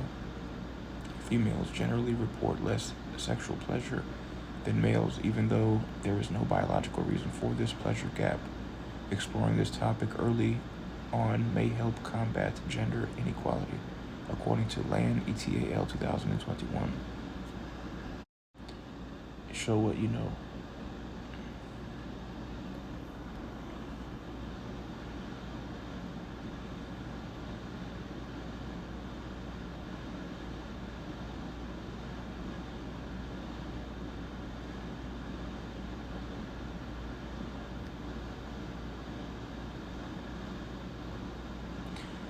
Show what you know. Question number 1. Masters and Johnson study the physiological changes that accompany sexual activity.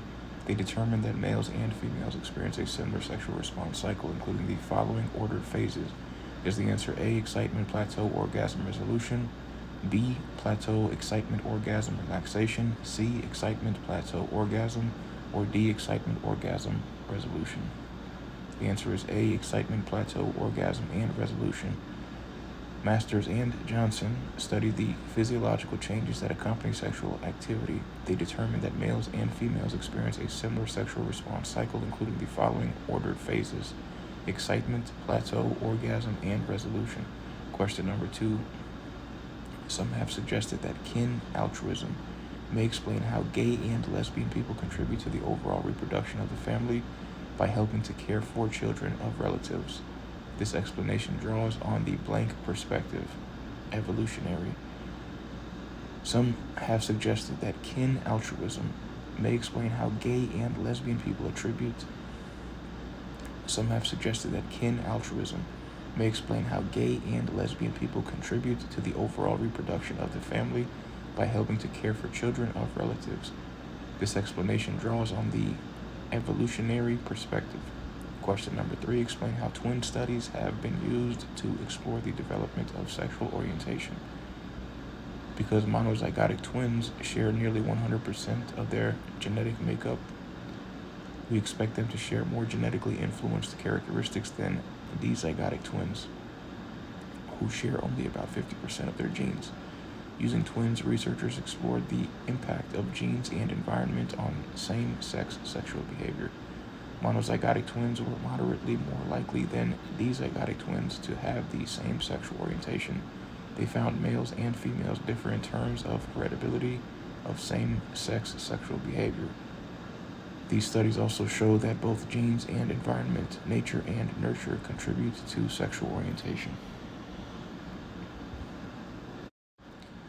The trouble with sex. Not tonight, babe. Ever since we had kids, my husband never seems to want sex. What can we do to rekindle his interest? My boyfriend used to get really turned on by me, but now he seems to be more interested in internet porn. What happened? Low desire is the number one sexual problem facing Dr. Bueller's clients. What's behind the decline in libido? It's generally different for men and women. Dr. Bueller says low desire is the number one sexual problem facing Dr. Bueller's clients. What's behind the decline in libido is generally different for men and women. Dr. Bueller says one issue relates to gender roles and women's tendency to take on more domestic duties. As Dr. Bueller explains, one of the top factors that contribute to women complaining of low desire and little interest in participating in sex with their partner is when the division of domestic labor is unequal. Another common theme is women simply having too much on their plate. What I frequently find is that women have a need to be perfect in everything they do. And women also have a lot of demands put on them, or they put them on themselves. Dr. Bueller explains, they don't leave any energy left over for pleasure, so when your partners want sex, it just becomes another demand. Is it possible a woman might be avoiding sex by packing her schedule with activities? Perhaps she does not derive much pleasure from sex. She may have trouble achieving orgasm. Or maybe there is a problem in the relationship that makes her want to push away her partner. Dr. Bueller is always on the lookout for relationship problems that have infiltrated the bedroom. Low libido is much less common in men, and when present, often results from low testosterone levels. If the problem isn't biological, then there may be a relationship issue, Dr. Bueller explains. Just not participating in sex as a way of communicating that I'm not interested in being with you right now. I don't like things that are going on in our relationship. One of the most challenging scenarios, according to Dr. Bueller, is when the man has lower.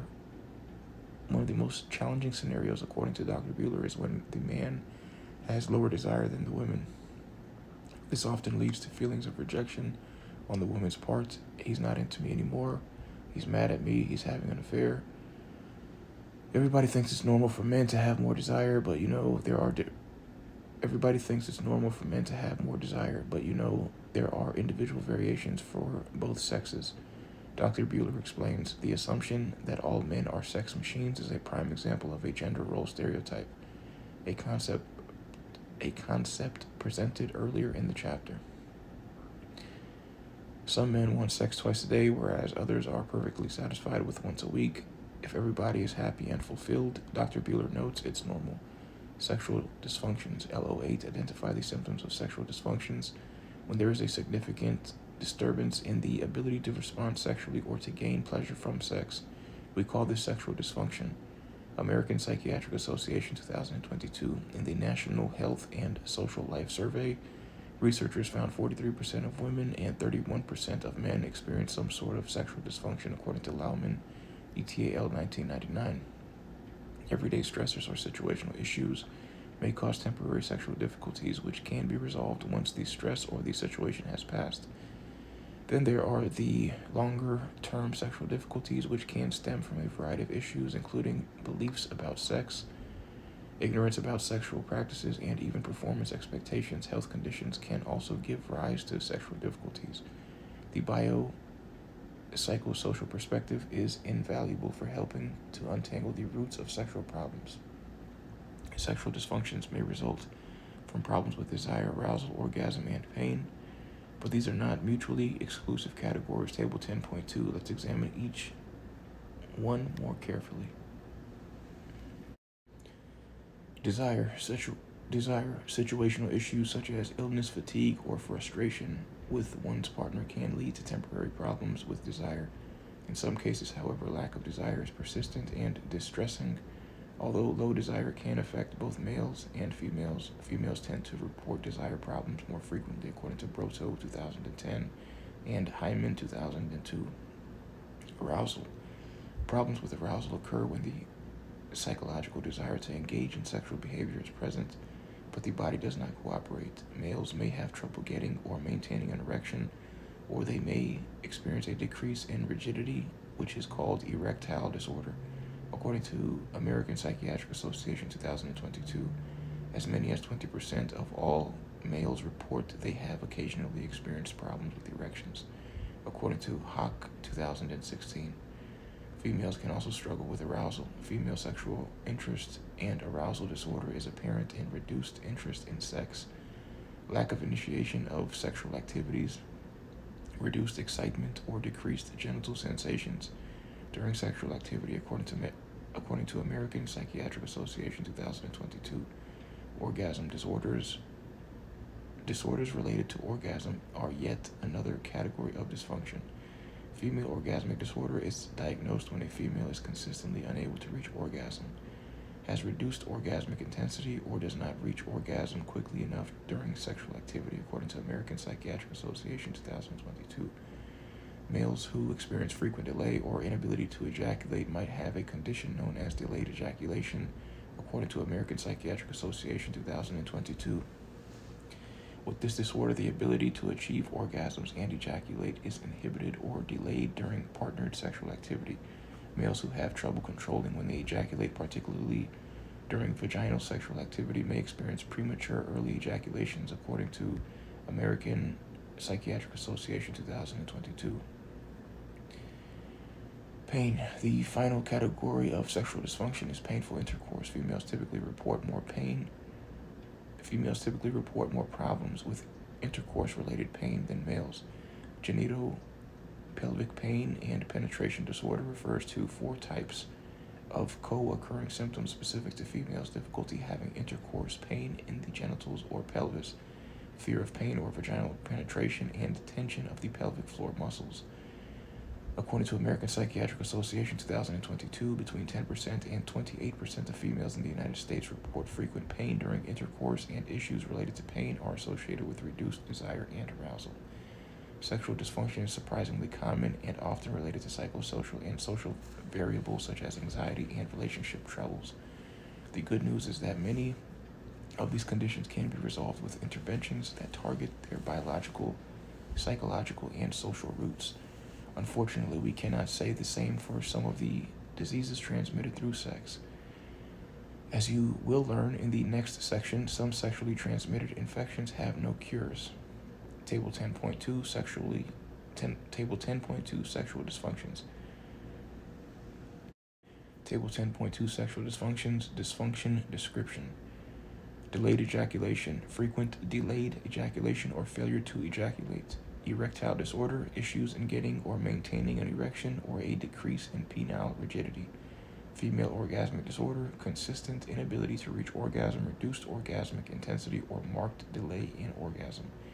Female sexual interest and arousal disorder, reduced interest in sex, lack of initiation of sexual activity, lack of sexual excitement during sexual activity, or lack of genital sensations during sexual activity. Genitopelvic pain and penetration disorder refers to 4 types of co-occurring symptoms specific to females: difficulty having penetration with intercourse, genitopelvic pain, fear of pain or vaginal penetration, and tension of pelvic floor muscles. Male hypoactive sexual desire disorder, reduced interest in and desire for sex, lacking or absent sexual and erotic thoughts or fantasies. Premature early ejaculation, related to the timing of or the inability to control ejaculation when it occurs, specifically in relation to vaginal sex. Sexual dysfunction can stem from difficulties in relation to desire, arousal, orgasm, and pain. Above are some of the most common sexual dysfunctions. Information from American Psychiatric Association 2022. Sexually transmitted infections, LO9, classify sexually transmitted infections and identify their causes. Although sex is pleasurable and exciting for most, it is not without risks. Many people carry sexually transmitted infections, STIs, diseases, or illnesses passed on through sexual activity. The more sexual partners you have, the greater your risk of acquiring an STI. But you can lower your risk by communicating with your partner. People who know that their partners have had or are having sex with others face a lower risk of acquiring an STI than those who do not know. Why is this so? If you are aware of your partner's activities, you may be more likely to take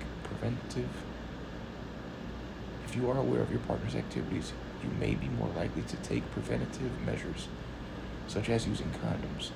Of course, there is always the possibility that your sexual partner or you has a disease but doesn't know it. Some people with STIs are asymptomatic, meaning they have no symptoms. There are many causes of STIs, but we will focus on 2 of the most common types, bacterial and viral. See Table 10.3 for data on the prevalence.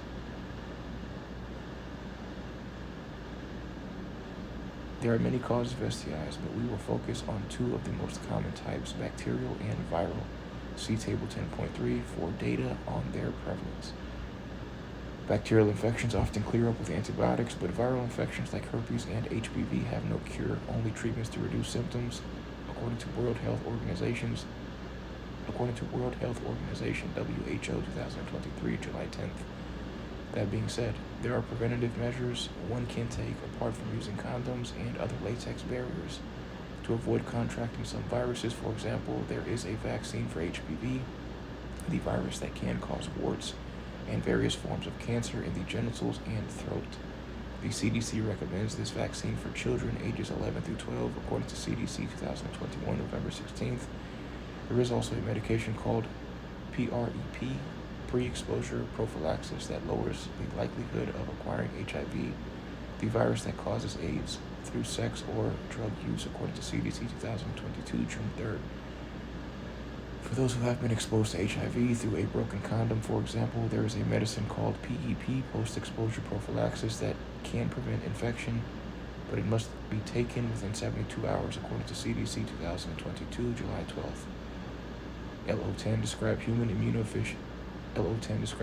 immunodeficiency virus, HIV, and its role in acquired immunodeficiency syndrome, AIDS. Standing Up to Sexual Violence, Dr. Dennis Mukwege on the left and Nadia Murad on the right shared the 2018 Nobel Peace Prize for their efforts to end the use of sexual violence as a weapon of war and armed conflict. According to Noble Media 2018, paragraph 1, Mukwege is a physician who has devoted much of his life to caring for victims of sexual assault in Eastern Democratic Republic of the Congo, which has been dubbed the rape capital of the world, according to Sullivan 2018, October 5th, paragraph 4. Murad was kidnapped and forced into sexual slavery by ISIS in northern Iraq. She comes from the Yazidi community where rape is shrouded in shame and secrecy, but she has fearlessly spoken out about the trauma she suffered, according to Sullivan 2018, October 5th.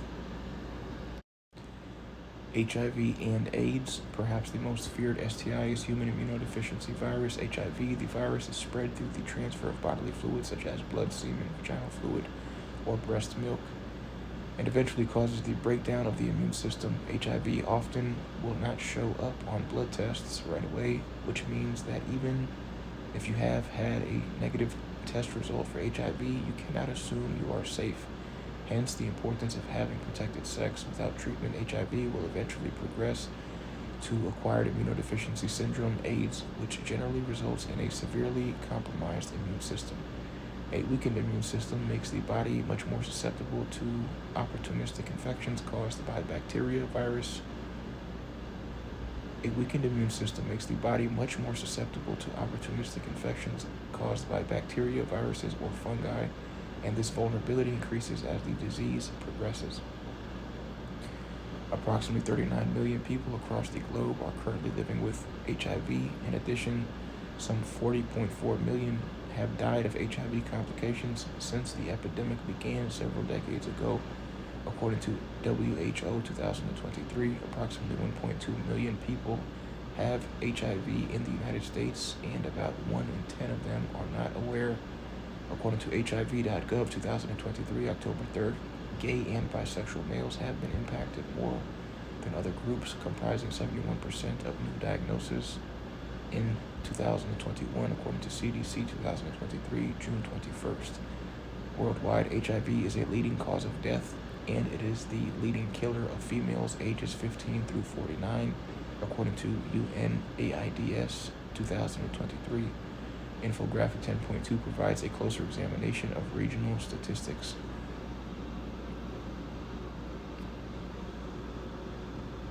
Infographic 10.2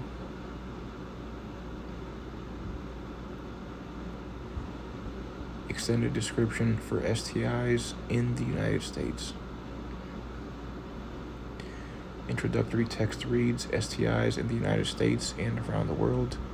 Many people in the United States, about 1 in 5, have sexually transmitted infections, STIs. Close to half of all new infections occur among people aged 15 to 25, STIs. Kreisel 2021. The figures of the right provide an overview of common STIs in the United States. Most prevalent are the viral STIs, HPV, and genital herpes. However, the number of people with syphilis, a bacterial STI, has climbed in recent years, according to CDC 2024, January 30th. The map below provides estimates for HIV worldwide. A horizontal bar graph and 2 pie charts show STI statistics in the United States. The horizontal bar graph depicts the number of people affected by 3 different bacterial diseases. The horizontal axis, labeled millions of people, ranges from 0 to 3.0 in increments of 0.5. The data are as follows. Chlamydia, 2,400,000. Gonorrhea, 209,000. Syphilis, 156,000. The 2 pie charts depict the percentage of people affected by viral diseases. The first pie chart shows that 13% of adults have HPV. The second pie chart shows that 6% of adults have genital herpes. A map shows a statistic about HIV around the world. The numbers corresponding to the different regions across the world are as follows. America's 3,800,000, of Africa 25,600,000, Eastern Mediterranean 490,000, Europe 3 million, Southeast Asia 3,900,000, Australia to Western Pacific 2,200,000. The information at the bottom of the infographic is as follows. A human vector shows a woman with an exclamation mark at the center of her body with an accompanying text that reads HPV causes cervical cancer in women. The CDC recommends that young males and females get the HPV vaccine. A human vector shows a man with his head replaced by a prohibited icon and upper body filled with spots. Accompanying text reads, some people with STIs are asymptomatic. Many infections are never diagnosed. A stopwatch with a red plus sign at the center has an accompanying text that reads, early STI detection is critical. Chlamydia, gonorrhea, and syphilis can be cleared up with antibiotics, but delays in treatment can lead to chronic pain, reproductive problems, and other long-term health complications. A big red awareness ribbon covers the central region of Africa. Accompanying text reads, the CDC recommends that every person aged 13 to 64 gets tested for HIV at least one time. Those who have certain risk factors, for example, a history of sharing needles or having sex with HIV-positive partners, should get tested once a year. Two bubble callouts overlap each other. The accompanying text reads, STIs are preventable. You can lower your risk by communicating with your partner.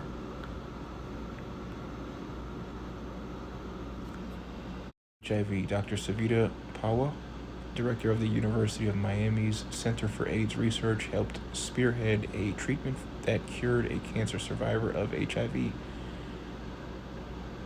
This is an important step toward developing a cure for other HIV patients. As Pawa explains, this approach does not offer a widespread means of curing HIV because it's a very restricted scenario where you have cancer and HIV, but it provides a roadmap towards a cure, according to Tannen 2022, May 3rd, paragraph 6.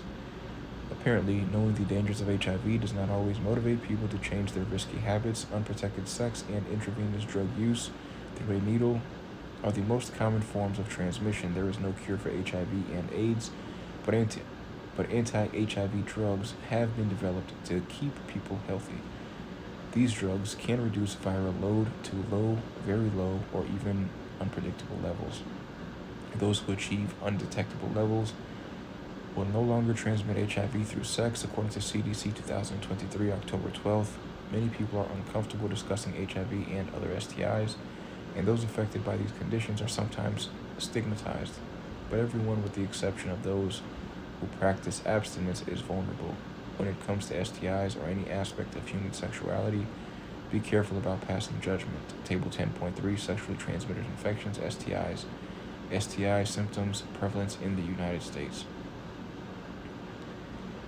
Human immunodeficiency virus, HIV. In the weeks after infection, some people develop flu-like symptoms. If left untreated, HIV can eventually cause severe damage to the immune system. This stage of the disease, called acquired immunodeficiency syndrome, AIDS, is fatal without treatment. Prevalence in the United States, 984,000. Chlamydia. Females often have no symptoms. Males can experience discharge from penis, burning when urinating, and pain and swelling of the testicles. Prevalence in the United States, 2.4 million. Gonorrhea. No symptoms may be present in males or females. Males can experience burning when urinating and white, yellow, or green discharge. Females can experience pain and burning when urinating and vaginal discharge. Prevalence in the United States, 209,000. Syphilis. Firm, round sores that first appear where the infection enters the body and can then spread to other parts of the body. Prevalence in the United States, 156,000. Herpes, HSV2. Blisters on the genitals, rectum, or mouth. Painful sores after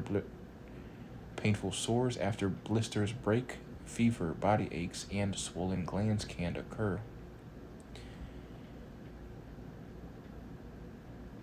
Fevers, body aches, and swollen glands can occur.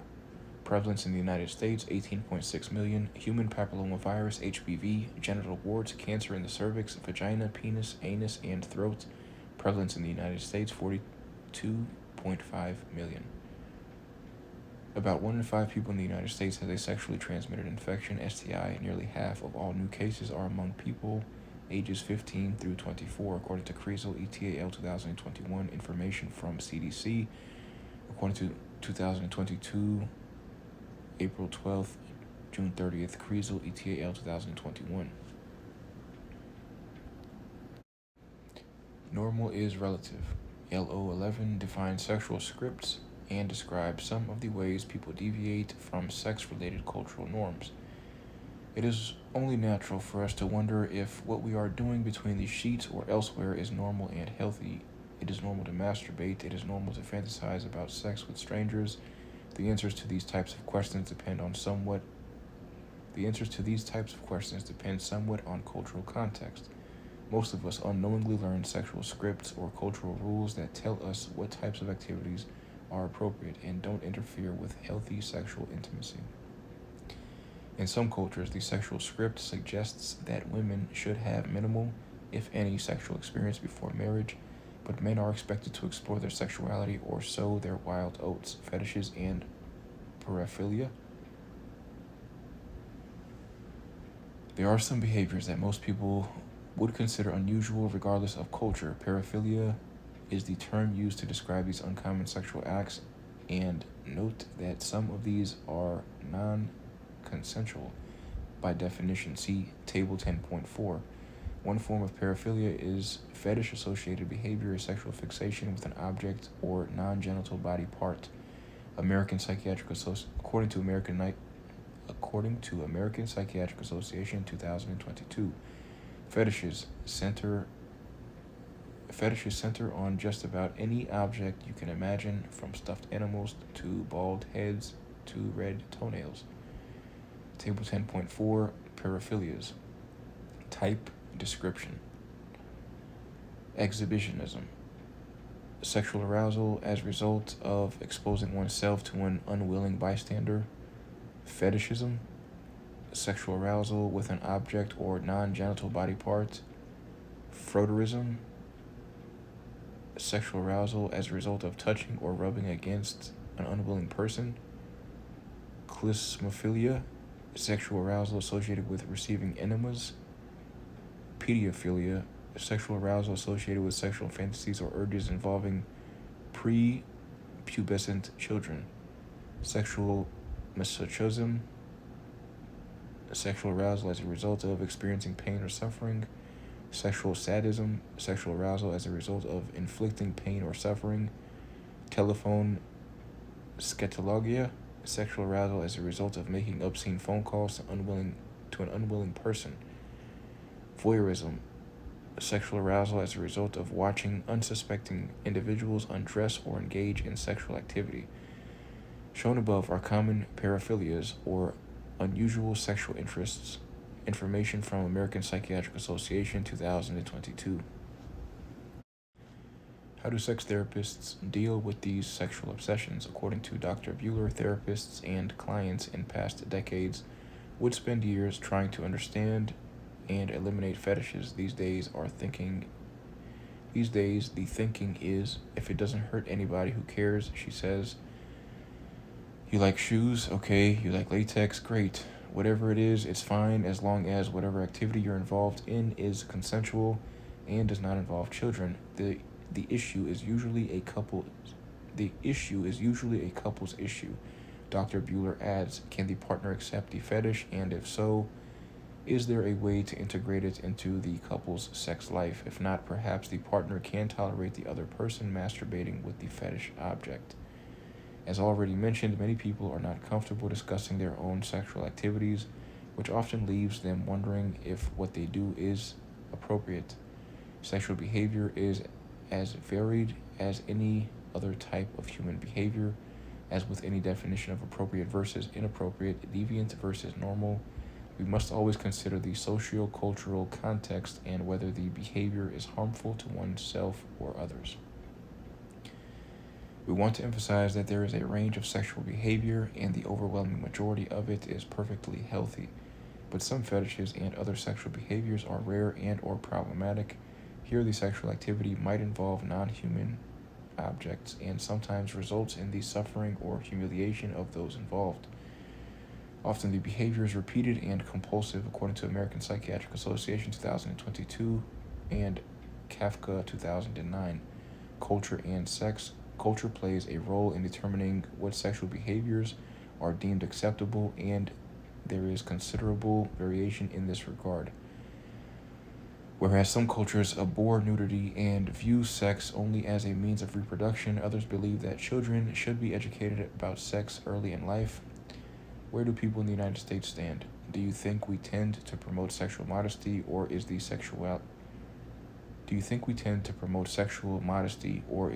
sexually explicit content of Bridgerton more compatible with our attitudes? People in the United States generally value sexual modesty,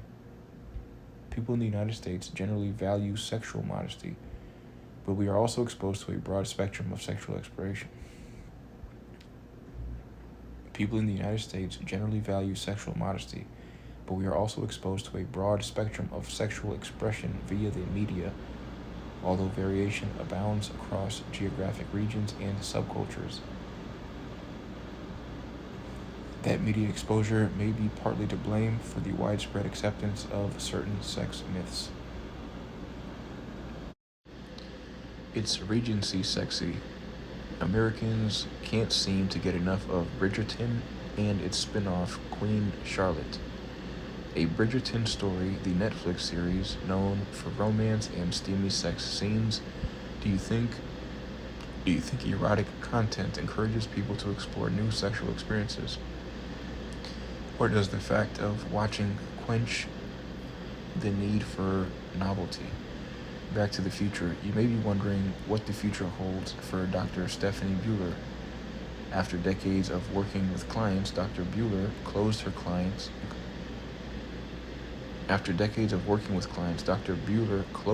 clinical practice and began to focus her energy on writing. Her book, What Every Mental Health Professional Needs to Know About Sex, is now in its 3rd edition. She is also the author of Counseling Couples Before, During, and After Pregnancy, Sexuality, and Intimacy Issues. A new book is on the way, but she hasn't yet revealed what it's about. Stay tuned.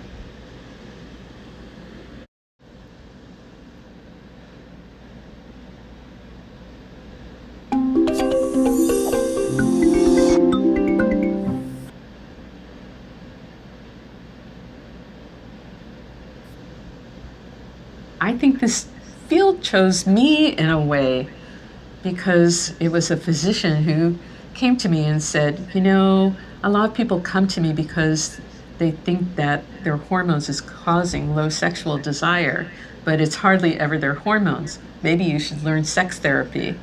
And I guess because of my upbringing, because of my interest when I was in graduate school, something in my head went, ding, yeah, that sounds like a really good idea. That would be an interesting niche to go into, and so I pursued it.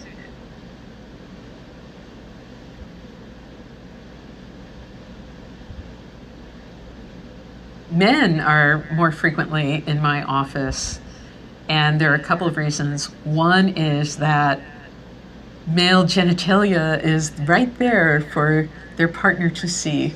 And so if something is not working, it's rather obvious to both the man and his partner, so he calls me. And the other reason is that, by socialization, that men really are more interested in sex.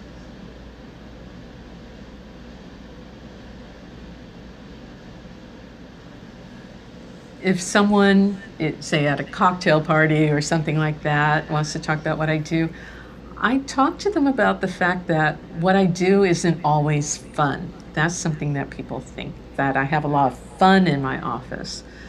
But sexual problems can be very painful, and that helping people understand their sexuality and do things in a different way so that they can have sexual satisfaction is sometimes a long, difficult, road. So that's what I would spend my time explaining.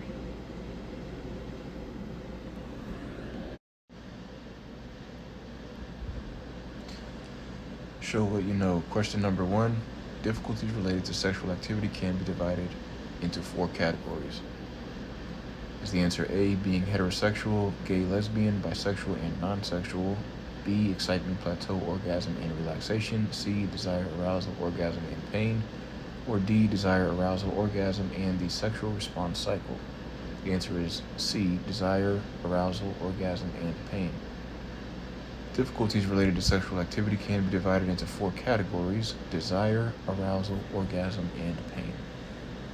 Question number 2. Most people learn blank, which are the rules our culture has taught us about what is appropriate for sexual activity. The answer is sexual scripts. Most people learn sexual scripts, which are the rules our culture has taught us about what is appropriate for sexual activity. Question number 3. Describe how HIV is transmitted and how it progresses to AIDS. Human immunodeficiency virus HIV is spread through the transfer of bodily fluids, blood, semen, vaginal fluid, or breast milk, and eventually causes the breakdown of the immune system. Although HIV often does not show up on blood tests for up to 6 months after infection occurs, it may eventually progress into acquired immunodeficiency syndrome, AIDS, which generally results in a severely compromised immune system. A weakened immune system makes the body much more susceptible to opportunistic infections caused by bacteria, viruses, or fungi, and this vulnerability increases as the disease progresses. Question number 4. Blank and blank are both bacterial infections spread through unprotected sexual activity. Is the answer A, syphilis, gonorrhea, B, clismophilia, herpes, C, human papillomavirus, herpes, or D, syphilis acquired immunodeficiency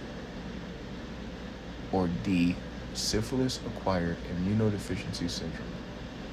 The answer is A, syphilis, gonorrhea. Syphilis and gonorrhea are both bacterial infections spread through unprotected sexual activity. Chapter 10 Review, Summary of Concepts. LO1 defines sex and distinguish it from gender. Sexuality is an important dimension of human nature. It refers to everything that makes us sexual beings, including our sexual activities, attitudes, and behaviors. Sex can refer to a sexual act such as intercourse or masturbation. Sex also refers to the classification of someone as male or female based on genetic composition and structure and or function of reproductive organs. Gender refers to the dimensions of masculinity and femininity based on social, cultural, and psychological characteristics. The term sex is used when referring to biological status and gender for the cultural roles and expectations that distinguish males and females. LO2. Identify the biological factors that determine sex. The 23rd pair of chromosomes, also referred to as the sex chromosomes, provides specific instructions for the zygote to develop into a human or male, the biological sex. The egg from the mother carries an X chromosome, and the sperm from the father carries either an X chromosome or a Y chromosome. When both members of the 23rd pair are X chromosomes, XX, the genetic sex is female, and the zygote will generally develop into a female. When the 23rd pair contains an X chromosome and a Y chromosome, XY, the genetic sex is male, and the zygote generally develops into a male. LO3 explains some of the causes of intersex development. Intersex traits can result from variations in genes or hormone activity early in development.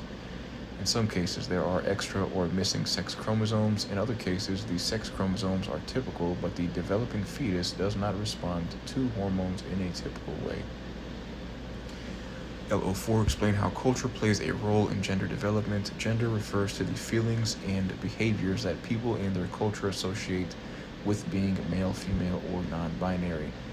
The word gender is often used to indicate the cultural roles and expectations that distinguish males and females. However, classifying people in such categories relies on the gender binary system, which fails to capture the entire spectrum of However, classifying people in such categories relies on the gender binary system, which fails to capture the entire spectrum of experiences. LO5 described disparities that researchers have observed between traditional gender categories. Males and females are far more alike than they are different, not only in cognitive abilities, but across psychological characteristics. What's more, the small number of disparities researchers have uncovered apply to the populations. What's more, the small number of disparities researchers have uncovered apply to populations, not necessarily individuals. That being said, notable differences include verbal competency. Females tend to outperform males in childhood and mental rotation tasks. Males tend to outperform females. Males also display more aggression, both physical and relational. Some differences may arise from genes, hormones, educational experiences, social conditioning, and many other factors. LO6 described the human sexual response as identified by Masters and Johnson. The human sexual response is the physiological pattern that occurs during sexual activity. People of all genders tend to experience a similar pattern or cycle of excitement, plateau, orgasm, and resolution, but the duration of these phases varies from person to person. LO7 define sexual orientation and summarize how it develops. Sexual orientation refers to the sex of those to whom you are attracted. This enduring pattern of sexual, romantic, and emotional attraction generally involves someone of the same or other gender. Sexual orientation is a continuum that includes many dimensions of our sexuality, attraction, desire, emotions, and the resulting behaviors. Research has focused on the causes of sexual orientation, but there is no strong evidence pointing to any one factor or factors. Sexual orientation is the result of a complex interaction between nature and nurture. LO8 identified the symptoms of sexual dysfunctions. Difficulties related to sexual activity can be divided into four sometimes overlapping categories: desire, arousal, orgasm, and pain. Problems associated with desire must be persistent to be considered a dysfunction. When an individual has the desire to engage in sexual behavior, but their body does not cooperate, an arousal problem exists. Difficulties with orgasm may include reduced orgasmic intensity and the inability to reach orgasm. Problems associated with pain are more frequently reported by females and may also be associated with reduced desire and arousal. LO9 classifies sexually transmitted infections and identify their causes. Sexually transmitted infections, STIs, are infections caused by viruses and bacteria and are contracted through sexual activity. Having multiple sexual partners increases the risk of getting an STI. However, awareness that a partner has had or is having sex with other partners lowers the risk somewhat.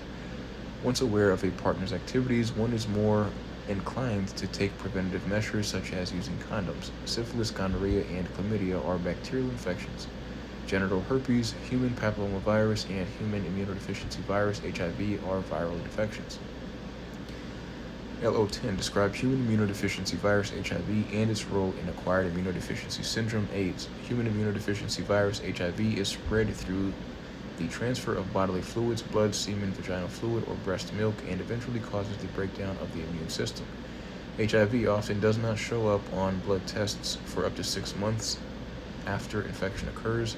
It may eventually progress to acquired immunodeficiency syndrome, AIDS, which generally results in a severely compromised immune system. A weakened immune system makes the body much more susceptible to opportunistic infections caused by bacteria, viruses, or fungi, and this vulnerability increases as the disease progresses. LO11 define sexual scripts and describe some of the ways people deviate from sex-related cultural norms. Sexual scripts are cultural rules about what is and is not appropriate sexual activity. There is a range of continuum of sexual behavior, and the overwhelming majority of it is perfectly normal. Yet, some sexual behaviors are rare and or problematic. For example, paraphilia refers to an uncommon sexual behavior that is repeated and compulsive. Paraphilia sometimes involve non-human objects and may cause suffering or humiliation for those involved. Key terms: acquired immunodeficiency syndrome, AIDS, androgens, androgyny, bisexual, estrogen, gender schemas, heterosexual, human immunodeficiency, HIV, intersex, orgasm, paraphilia, refractory period, sex, sexual dysfunction, sexual orientation, sexuality, sexually transmitted infections, STIs, testosterone, transgender. Chapter 11, Personality.